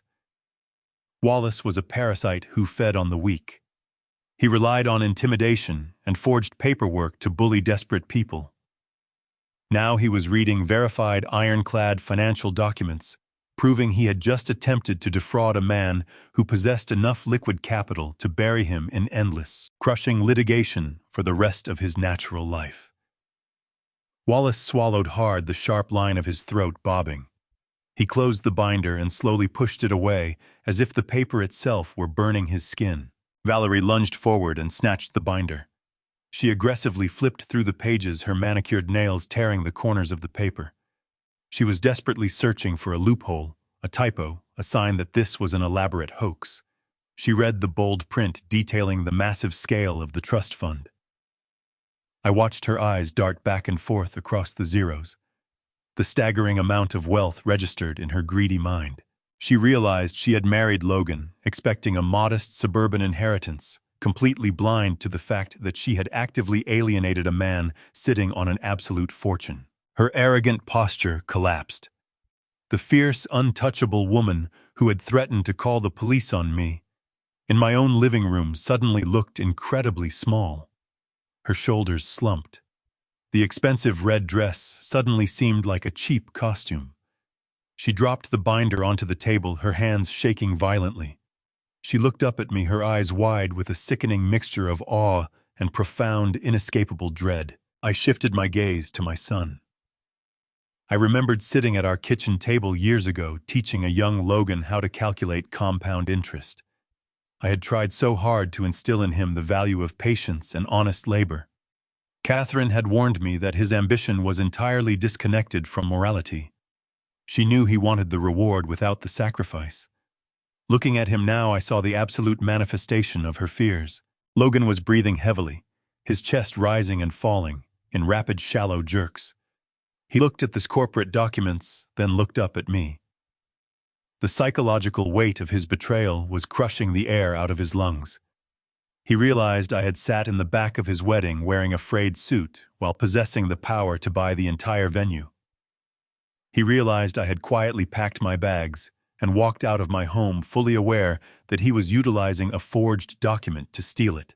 He realized I had not retreated out of weakness. I had retreated to give him the space to hang himself. Logan opened his mouth to speak, but no words came out. His lips moved in a silent, pathetic stutter. The father he had treated like absolute garbage was a multimillionaire. The father he had kicked to the curb was the exact same foreign investor he had just sold his soul to impress. The $1.2 million he thought would save him was actually my money dangling just out of reach, used entirely as bait to lure him into a federal crime. He grabbed the edge of the marble table, his knuckles turning white. He looked at Wallace, silently begging his attorney to fix the catastrophic error. But Wallace had already leaned back in his leather chair, physically distancing himself from my son. Wallace recognized that he was sitting in the blast radius of a massive financial bomb. I looked down at Logan. I did not show him a single ounce of paternal warmth. I did not offer him a lifeline. I looked at him with the cold, assessing gaze of a creditor evaluating a bankrupt asset. I told him he had failed his mother's final test. I told him Catherine had left the wealth hidden specifically to see what kind of man he would become when he thought no one was watching. I stated clearly that he had proven himself to be a thief, a liar, and a coward who hid behind forged signatures and a greedy wife. The silence in the glass room was absolute. The grand illusion of their success was completely shattered. They now understood exactly who held the power. But they still did not comprehend the total devastation of what that power meant for their immediate future. I gestured for Kenneth to open the second briefcase. It was time to show them the full extent of the prison they had willingly built for themselves. Kenneth stepped forward and placed the second leather briefcase directly onto the center of the black marble table. The heavy metallic snaps echoed through the sprawling glass conference room, like the final nails being driven into a coffin.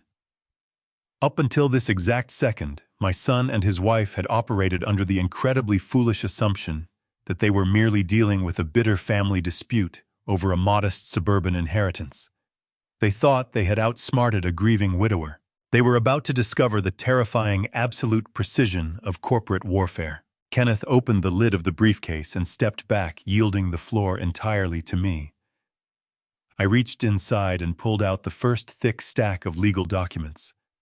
They were bound in heavy red cardstock, signifying urgent financial acceleration. I did not toss them carelessly.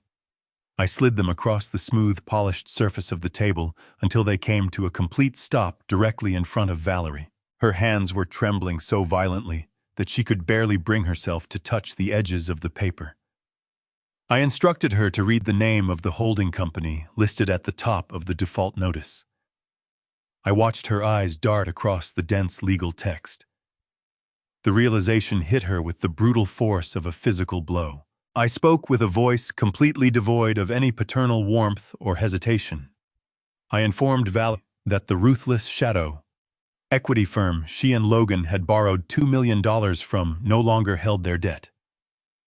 I explained that an anonymous international corporate shell company had purchased their entire financial portfolio 48 hours ago in a premium cash buyout. I watched the remaining blood drain from her face as I explicitly confirmed that I was the sole proprietor of that shell company. I told her I owned the commercial lease on her luxury downtown apartment. I owned the exorbitant financing contracts for her imported sports cars. I owned every single crippling business loan Logan had foolishly secured to fund his failing technology startup. I leaned forward, resting my palms against the cold marble, and told her she did not possess a single cent to her name. The lavish lifestyle she had utilized to mock my frayed suit at her wedding was completely subsidized by the exact man she had just attempted to render homeless. Logan let out a ragged, choking gasp. He grabbed the edge of the table, desperately trying to anchor himself as the floor completely fell out from beneath his fabricated reality. He looked at me with wide, panicked eyes, attempting to formulate a defense. He opened his mouth, but I immediately silenced him by pulling the second document from the briefcase. This piece of paper was not bound in red cardstock. It was a high-resolution, oversized color printout of the power of attorney they had utilized to illegally transfer the deed to my house. I dropped it squarely in front of Logan. I pointed a steady finger directly at the bottom right corner of the page. I demanded he look closely at the signature supposedly belonging to my dead brother. I told Logan that he had failed to account for history.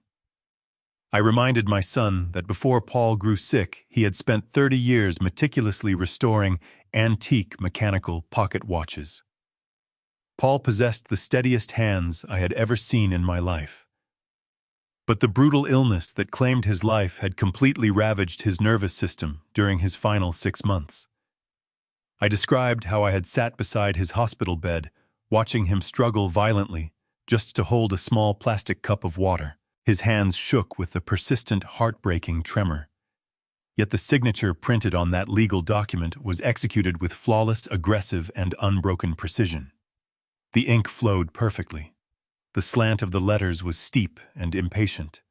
I looked directly into my son's terrified eyes and told him the signature was a pathetic, arrogant imitation of his own handwriting. I told him he had not even possessed the basic decency or intelligence to research his uncle's medical records before committing a catastrophic forgery. Wallace leaned over Logan's shoulder to look at the document.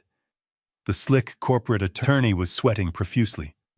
Large, visible beads of moisture gathered across his forehead. He realized I was not just throwing wild accusations into the air. I was presenting a meticulously researched, ironclad forensic assessment. But I was far from finished. The trap needed to be sealed shut permanently. I reached into the briefcase one final time.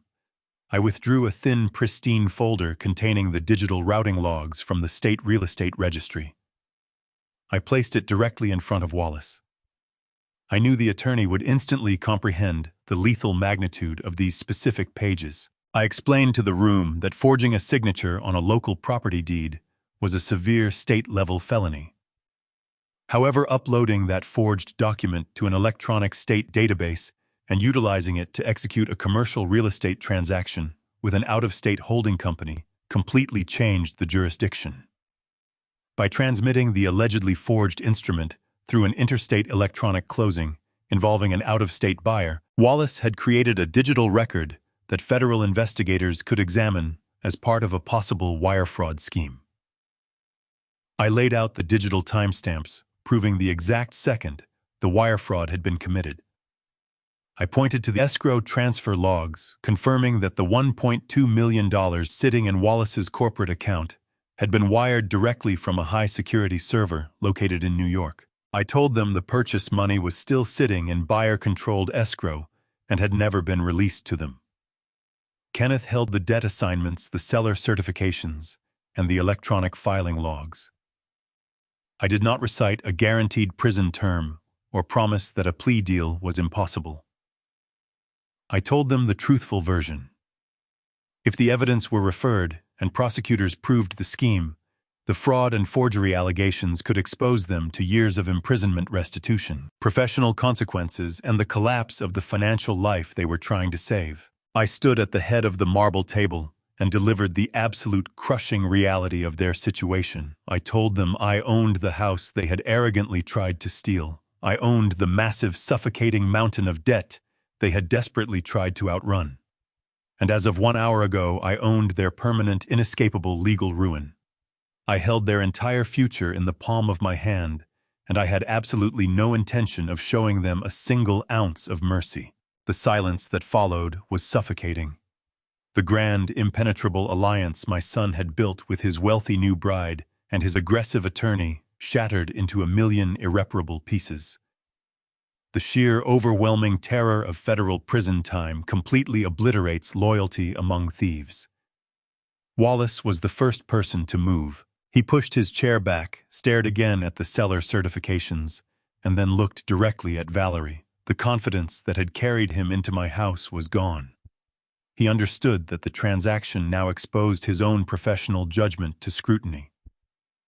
"I am not continuing this representation in this room," he said. Valerie snapped that he was being paid to protect them.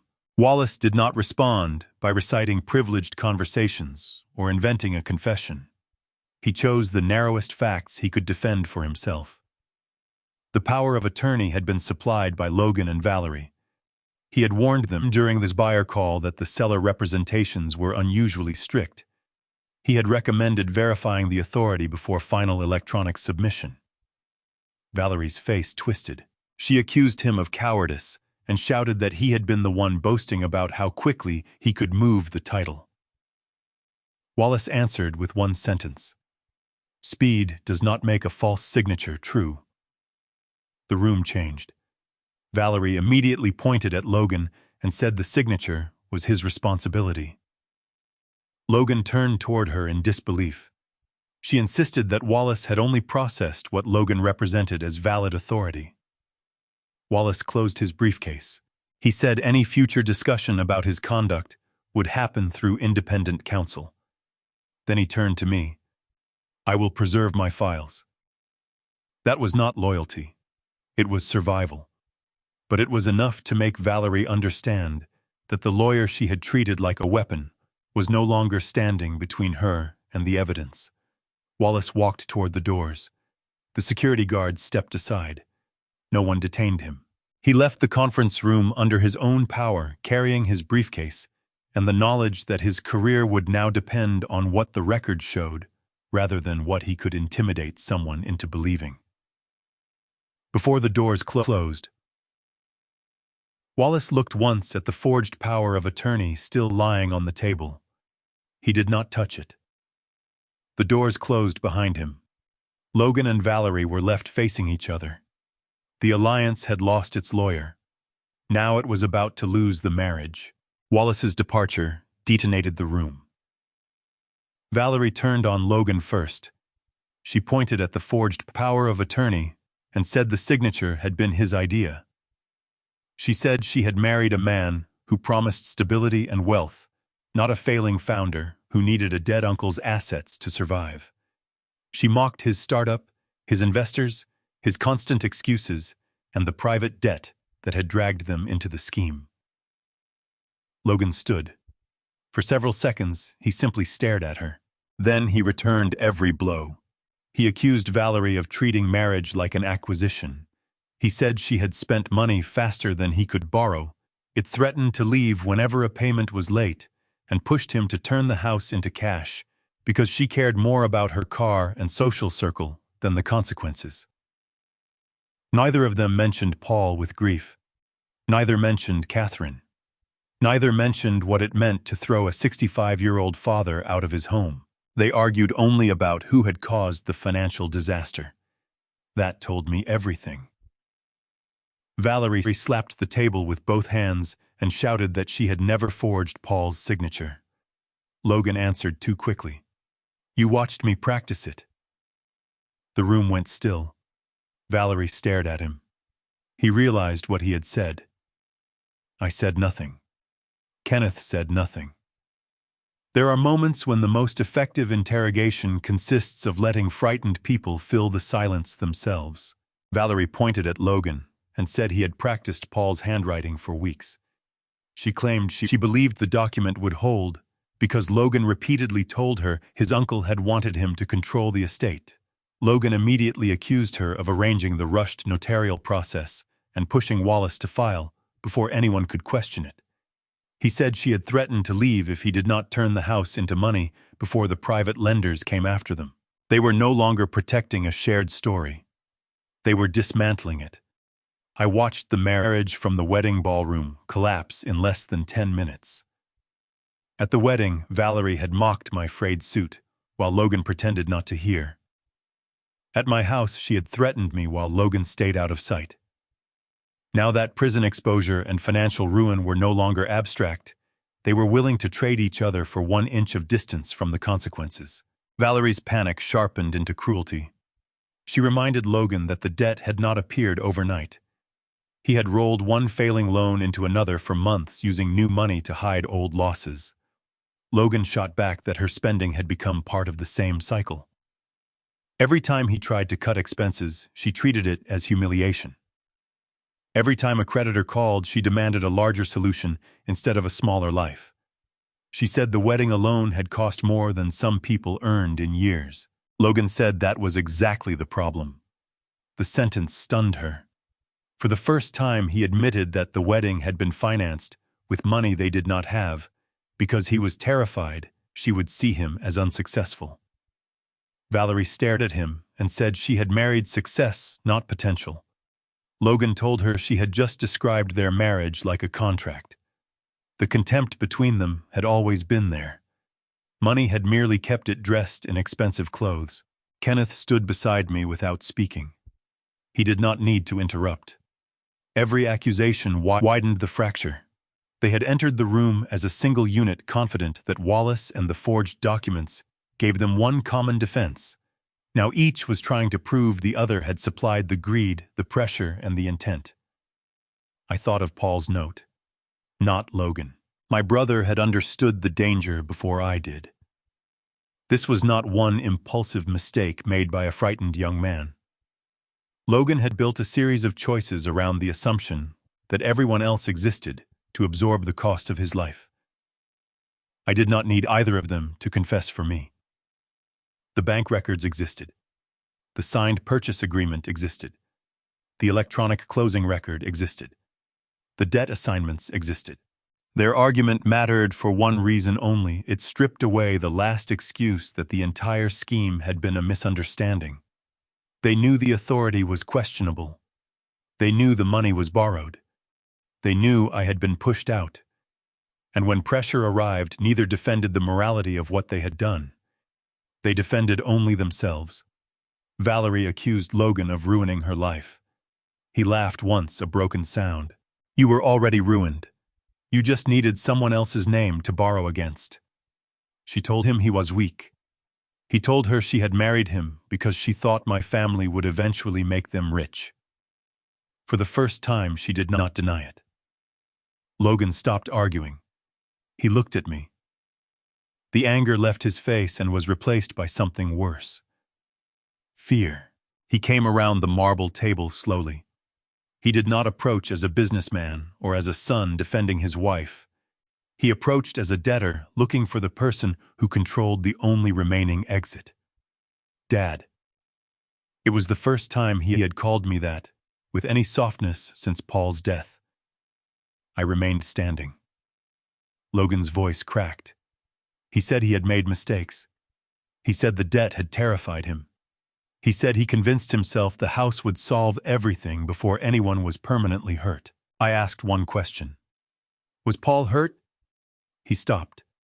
I asked another. Was I? His eyes dropped. Valerie shouted that he was trying to save himself. She was right. Logan sank to his knees. The expensive navy suit wrinkled against the carpet. He offered me the house back as though returning stolen property were an act of generosity. He promised to cooperate with any investigation, sign anything Kenneth placed in front of him, and never asked me for money again. Then he made the ugliest offer of all. He said if I used my resources to protect him from the worst consequences, he would give investigators everything he knew about Valerie's role. Less than a month after marrying her, he was offering his wife as currency.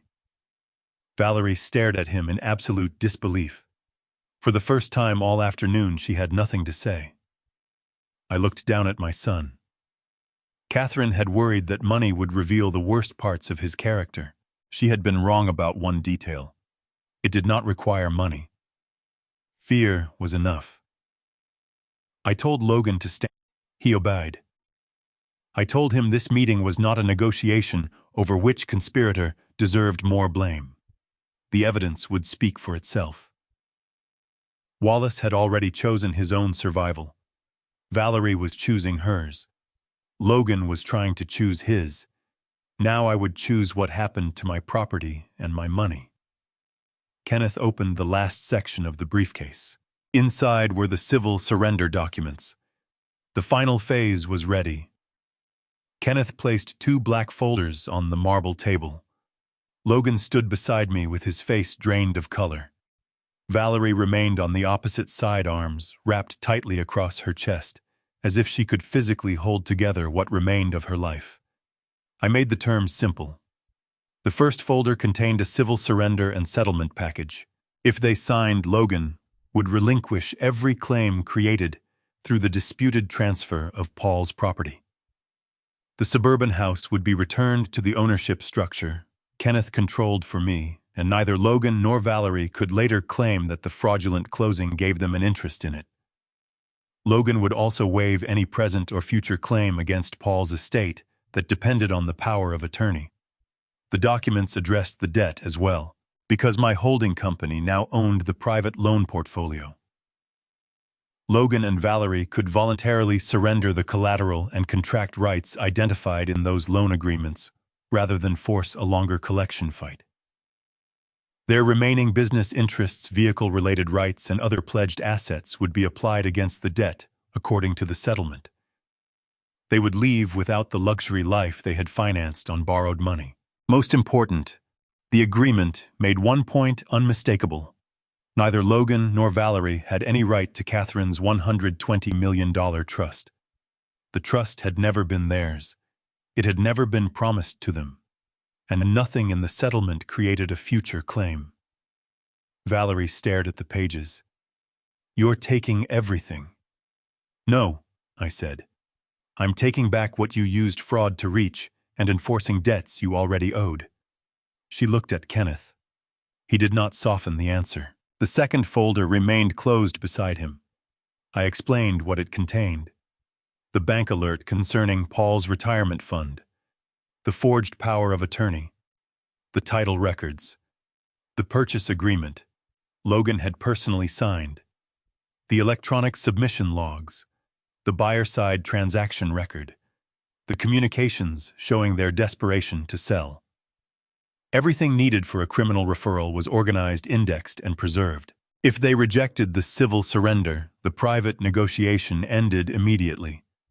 Kenneth would transmit the complete evidentiary file to federal investigators and the appropriate state authorities and allow them to determine what charges, if any, the evidence supported. I did not promise that signing the first folder would erase crimes already committed. I could not make that promise. If a regulator, bank recording office, or law enforcement agency independently opened an investigation, the agreement would not stop it. Prosecutors did not work for me, and I did not control criminal sentencing. The choice I controlled was narrower. Sign the civil settlement, now surrender the disputed property and collateral and end the financial fight with me. Or refuse, and I would stop treating the matter as a private family and civil dispute and make the criminal referral immediately. Valerie's eyes narrowed. "That's blackmail." Kenneth answered before I did. "No one is preventing you from leaving.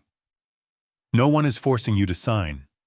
You may decline, retain independent counsel, and contest every civil claim in court." The security guards were no longer blocking anything. The doors were unlocked. That mattered. This was not a prison cell. It was a decision. Valerie looked toward the doors, then toward the black folders. She could walk away. She could challenge the debt assignments. She could fight the title dispute. She could let investigators examine the forged instrument. The problem was not that she lacked choices. The problem was that every choice now had consequences. Logan reached for the first folder. Valerie grabbed his wrist. "Don't." He turned on her. "We don't have anything left to fight with." She said they could sue me. Logan laughed bitterly. "With what money?" The marriage cracked again. Valerie accused him of surrendering because he was weak. Logan said weakness was following her into a scheme that had already destroyed his company. I let them argue. Eventually, the same exhaustion that had stripped away their loyalty stripped away the performance. Logan sat down. He read the first page. For once, he did not sign without reading. He moved slowly through the clauses concerning the house, Paul's estate, the private debt, and Catherine's trust. Kenneth answered factual questions but did not advise him as his lawyer. Before Logan signed, Kenneth slid a separate acknowledgement across the table, explaining that the settlement concerned only civil property and debt rights. It contained no promise of immunity, no guarantee about future prosecution, and no statement that the forged documents would disappear. I made Logan read that paragraph aloud. I wanted no later claim that he had mistaken the papers for a secret pardon purchased with property. The truth was harsher and cleaner. I was surrendering what he had tried to take, and whatever criminal consequences existed would remain outside my control. When Logan reached the signature page, his hand began to shake. He looked at me. "If I sign, are you ever going to forgive me? That is not in the contract." His eyes filled with tears. He signed. The pen scratched across the paper with none of the arrogance it had carried in Wallace's office. He initialed the property relinquishment. He signed the debt settlement. He signed the waiver of claims against Paul's estate. He acknowledged that he held no beneficiary right in Catherine's trust. When he finished, he pushed the folder toward Valerie. She did not touch it. For nearly a minute, she stared at Logan's signature. Then she looked at me. At the wedding, she had mocked my old suit because she believed visible wealth was the only proof of worth. Now she knew exactly how much money stood behind me, and it did not help her. "I want my own lawyer." "Call one," I said. Kenneth placed a phone on the table. Valerie did not pick it up. She knew the debt deadline had passed. She knew the buyer's money was still in controlled escrow. She knew Wallace had terminated the representation. She knew the forged authority was sitting in an electronic record that could be examined without her permission.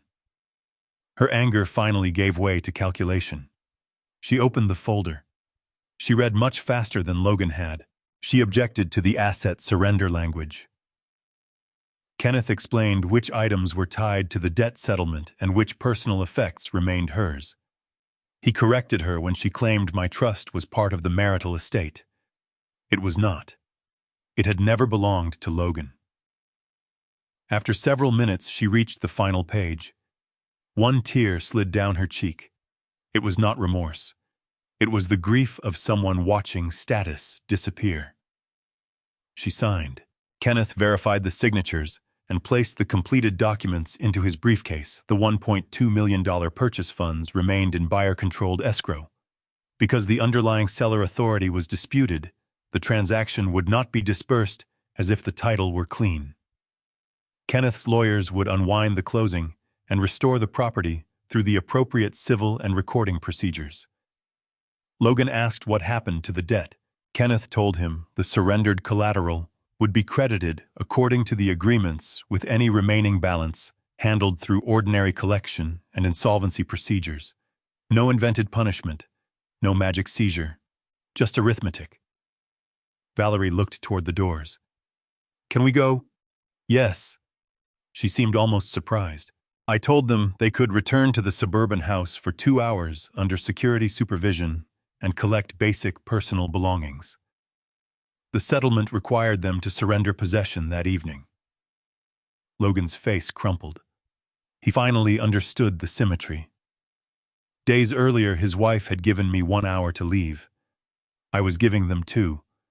Not because they deserved more compassion, because I wanted the record to show I did not need cruelty to win. Valerie stood first. She walked toward the doors without looking at Logan. He remained seated. "Dad." I waited. He asked whether I was really going to let him walk out with nothing. I looked at the man who had entered Paul's hospital room and asked about the bill. I looked at the son who had watched his wife humiliate me at the wedding. I looked at the signature that had just surrendered the fraudulent claim. "You are walking out with exactly what you earned." He lowered his head. The doors opened. Valerie left. Logan followed several seconds later. Kenneth closed the briefcase. The financial power they had tried to steal was gone. The next confrontation would happen in the house they had believed was already theirs. The black corporate vehicles pulled onto the quiet suburban street exactly 1 hour and 50 minutes after the brutal confrontation in the glass tower concluded. The sun was beginning to dip below the tree line, casting long, fading shadows across the manicured lawns. I stepped out of the heavy vehicle.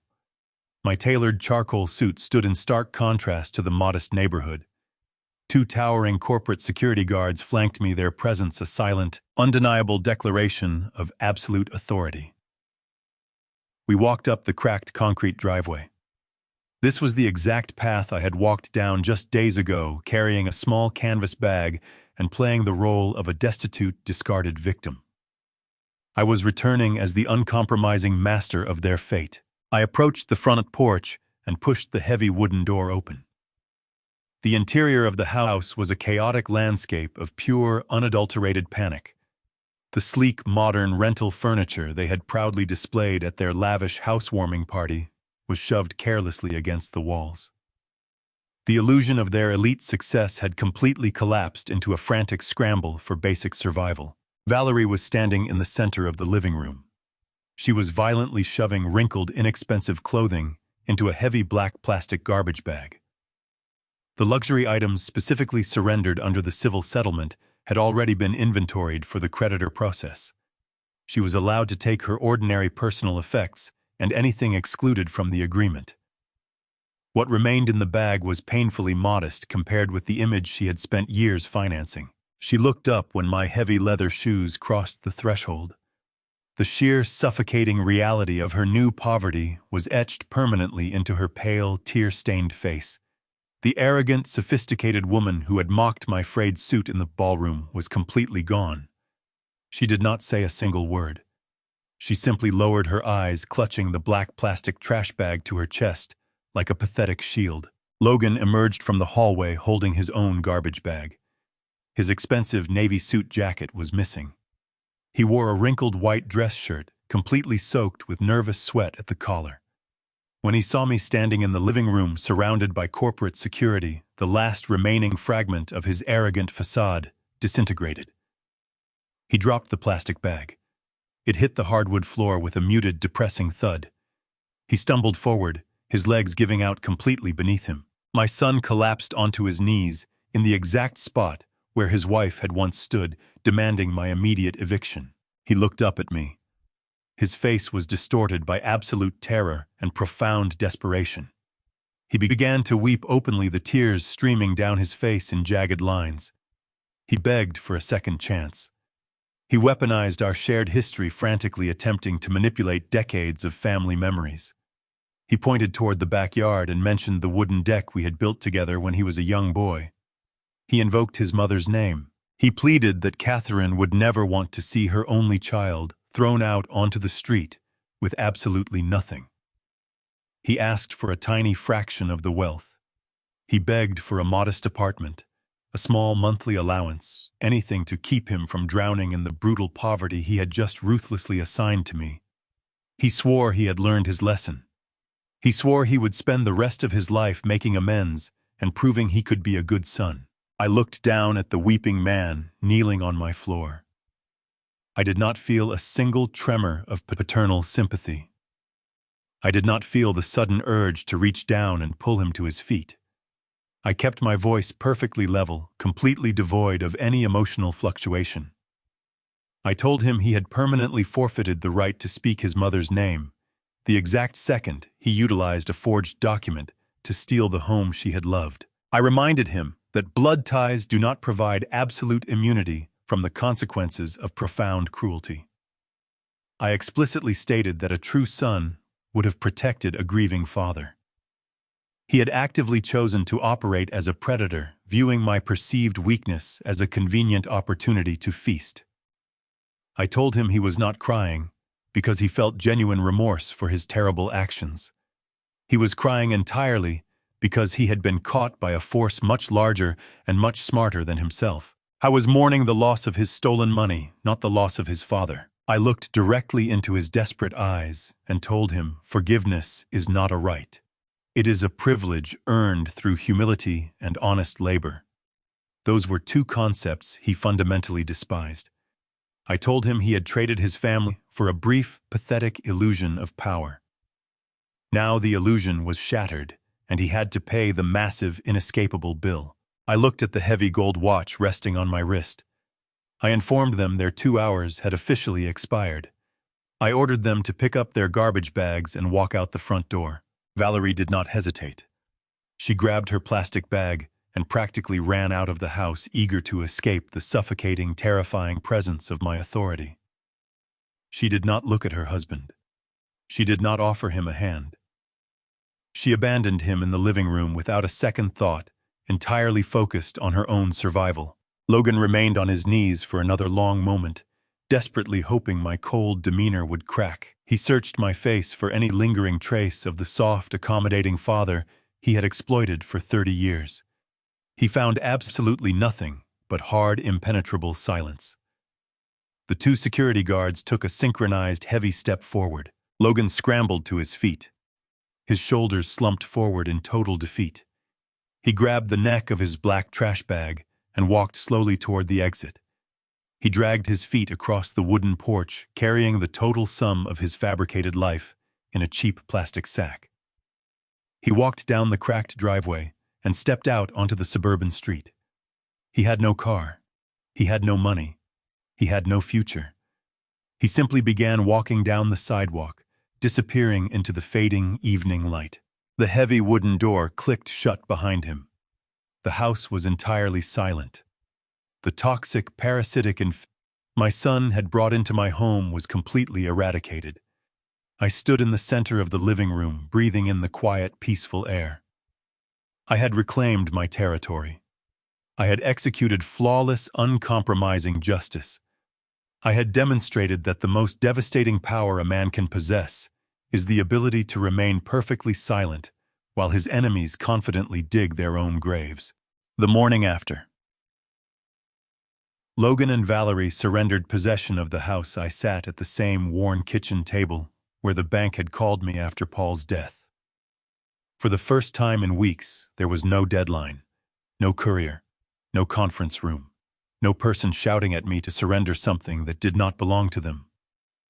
There was only black coffee, the crumpled note in my pocket, and Kenneth's briefcase resting on the chair beside him. The fight was over. The protection work was not. Paul's estate came first. Kenneth had already separated the valid estate records from every document connected to the forged power of attorney. The bank had preserved the attempted retirement fund transfer. The county files showed the disputed property activity. The civil settlement signed by Logan removed his claim to any benefit created through the false authority. I placed Paul's note on the table. Not Logan. Those two words were not a complete estate plan. I was not going to invent wishes my brother had never written down. But they told me one thing with absolute clarity. Paul did not want Logan controlling what remained. Kenneth and I reviewed Paul's legitimate beneficiary designations, prior estate instructions, and the causes he had consistently supported before his illness. His assets would follow those valid directions, not the fraudulent papers produced at the end of his life, where the documents permitted charitable distribution. The money would go to programs aligned with the kind of work Paul respected. Practical education, skilled trades, and people willing to build something with their own hands. Logan would receive nothing through the forged authority. That was not revenge. It was the restoration of Paul's actual choices. Kenneth prepared an irrevocable structure to hold the assets that required longer-term protection. Independent administration would prevent any future family member from rewriting Paul's wishes through pressure or convenience. Every distribution would follow documented instructions rather than emotion. I signed the papers slowly. Then I turned to Catherine's fortune. $120 million. For 5 years, I had treated the number almost like a dangerous chemical. Catherine had created that wealth through patents, discipline, and an intelligence sharper than anyone I ever knew. Before she died, she made me promise I would not hand it to Logan simply because he was our son. She wanted character first. He had given us the answer. Kenneth placed Catherine's trust documents in front of me. I did not give the fortune away in one dramatic gesture. I did not need to impoverish myself to prove that Logan could not reach it. Instead, we strengthened what Catherine had already built. The principal remained protected inside the trust structure. I retained the rights Catherine intended me to have during my lifetime, including the ability to receive distributions and direct the lawful administration of the assets within the trust's governing terms. Logan was expressly excluded as a beneficiary. So was any spouse creditor representative or entity claiming through him. The amendment and supporting instruments made the boundary unmistakable. No future promise, no inheritance assumption, no argument that marriage blood or financial distress created a right to Catherine's money. Kenneth also added independent oversight for any major change that could affect the protected principle. It was not because I doubted my own judgment. It was because Catherine and I had both learned what happens when family pressure is allowed to masquerade as entitlement. The fortune would remain available for the purposes Catherine had created it to serve and for the life I still had ahead of me. It would never become Logan's emergency fund. That distinction mattered. The most reckless thing I could have done after defeating my son's greed was let his greed dictate the rest of my financial life. I was still alive. I still had choices. I intended to make them for myself. Kenneth turned the next page. It concerned the house. The fraudulent transaction with the phantom buyer had to be unwound through the proper recording and civil process. The signed settlement gave us the cooperation necessary to correct the title without pretending that an electronic filing became lawful simply because a computer accepted it. Kenneth's real estate counsel would record the corrective instruments and preserve the full chain of documents. The house would remain protected. I did not need to hide my identity behind a maze of fake directors or impossible corporate secrecy.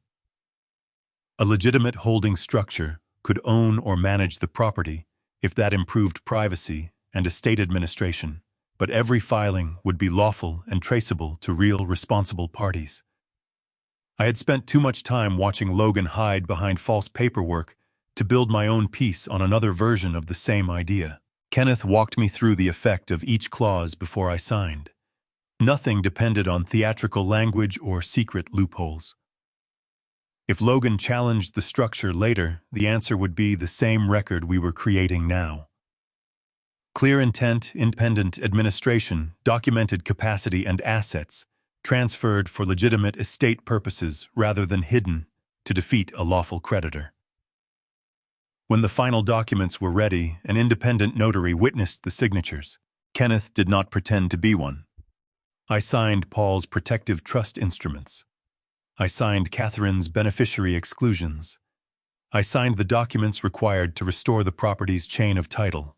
Each signature felt different from the ones I had watched Logan place on the foreign purchase agreement. His signatures had been acts of appetite. Mine were boundaries. When we finished, Kenneth closed the folders but left Paul's note on the table. I picked it up. The paper was soft now from being folded and unfolded too many times. I could still see the pressure marks where Paul's failing hand had forced the pen across it. For days I had treated the message like a warning. Now it felt like a responsibility completed. I carried it into Paul's old study. The room still held the quiet evidence of the man he had been carefully arranged. Tools, old manuals, small objects repaired instead of discarded. Paul believed broken things should be fixed when they could be fixed. He also understood that some damage changed what an object could safely be used for. Logan was my son. That fact would never change. But blood did not make him a beneficiary. It did not make him trustworthy. It did not give him access to Paul's estate or Catherine's fortune. Those were separate questions, and I had finally stopped confusing them. I placed the note inside the top drawer of Paul's desk. Then I stopped. After a moment, I took it back out. The note had already spent too much time hidden. I folded it once and returned it to my jacket pocket. I wanted it with me when I sat on the porch that evening. Not as evidence, not as a weapon, as the last thing my brother had managed to give me. A warning that arrived in time. Kenneth left shortly after noon. The house became quiet again.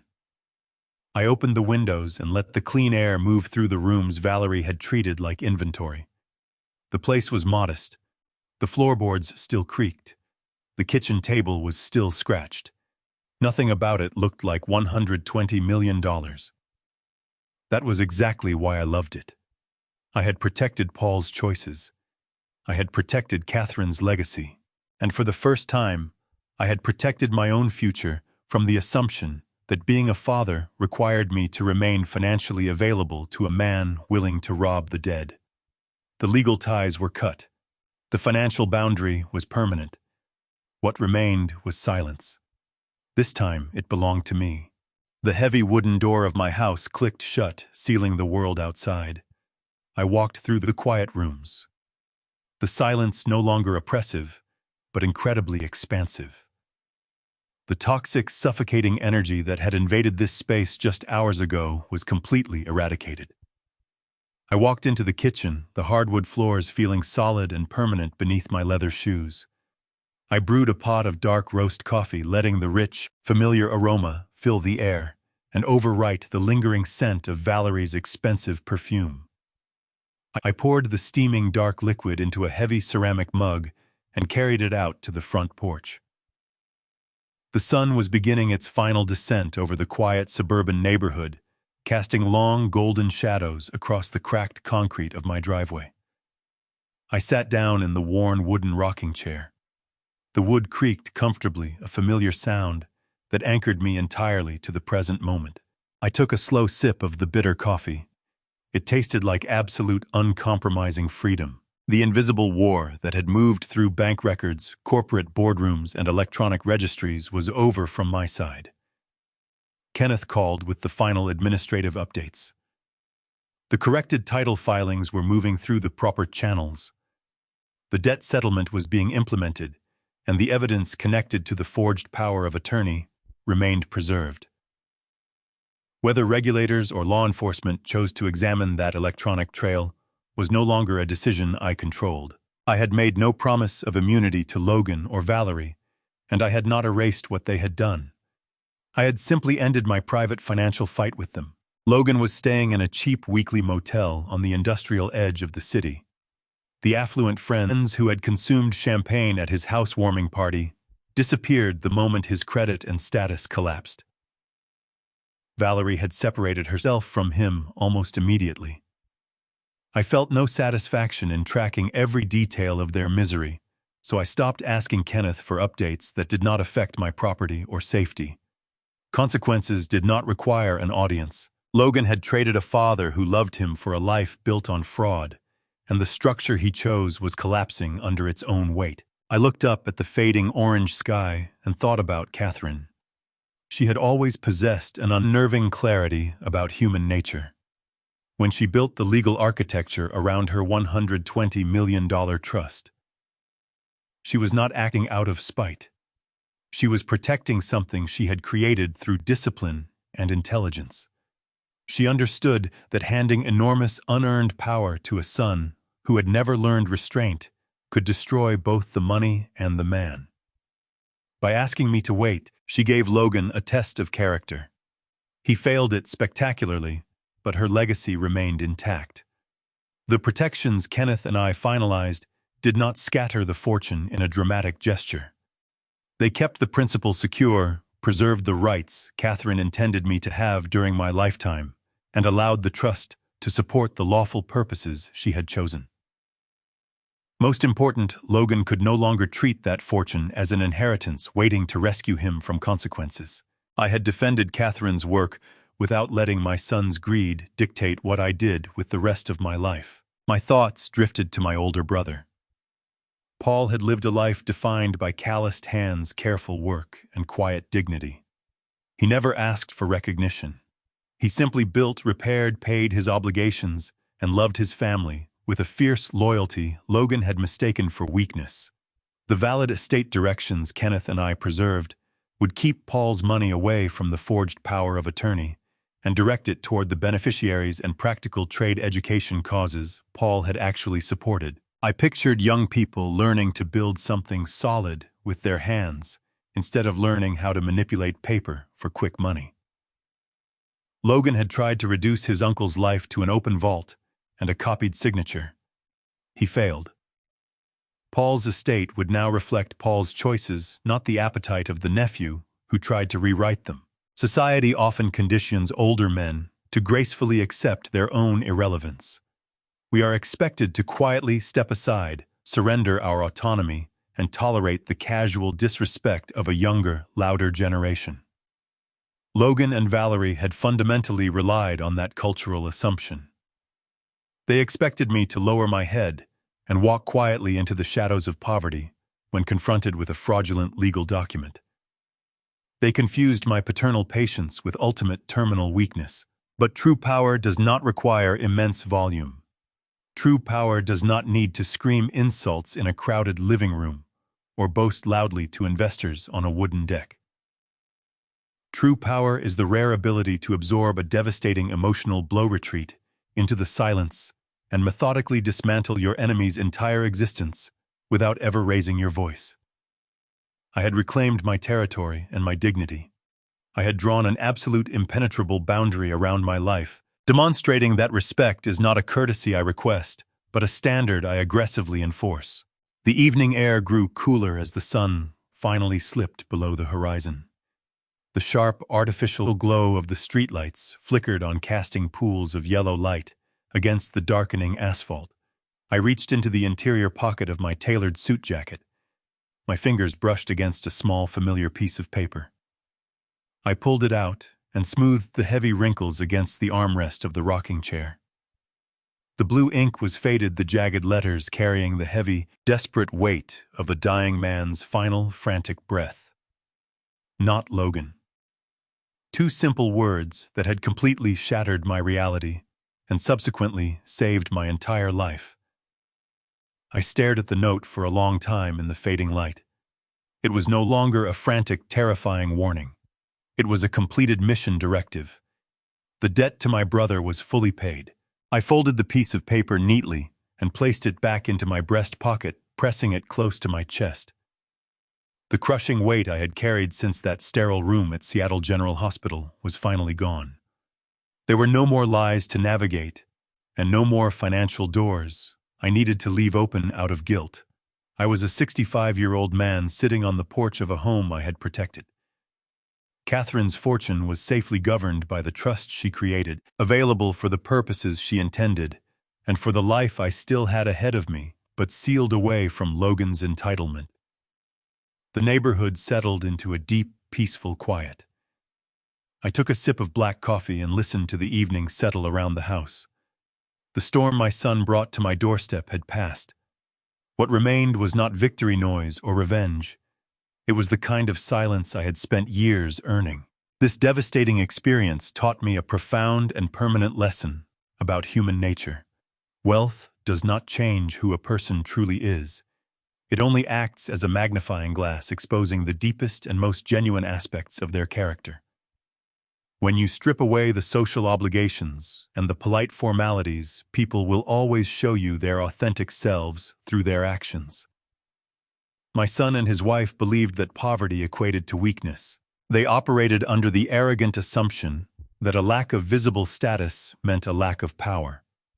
They chose to build their foundation on greed, manipulation, and utter disrespect for the people who had sacrificed for them. I learned that true power is never loud. True power does not require designer suits, expensive champagne, or aggressive threats in a living room.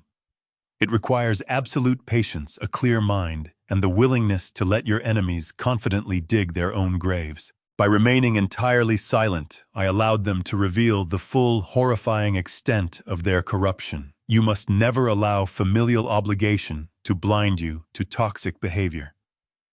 Blood ties do not grant anyone the right to abuse, steal, or humiliate. When someone shows you they are willing to destroy you for their own gain, you must believe them immediately.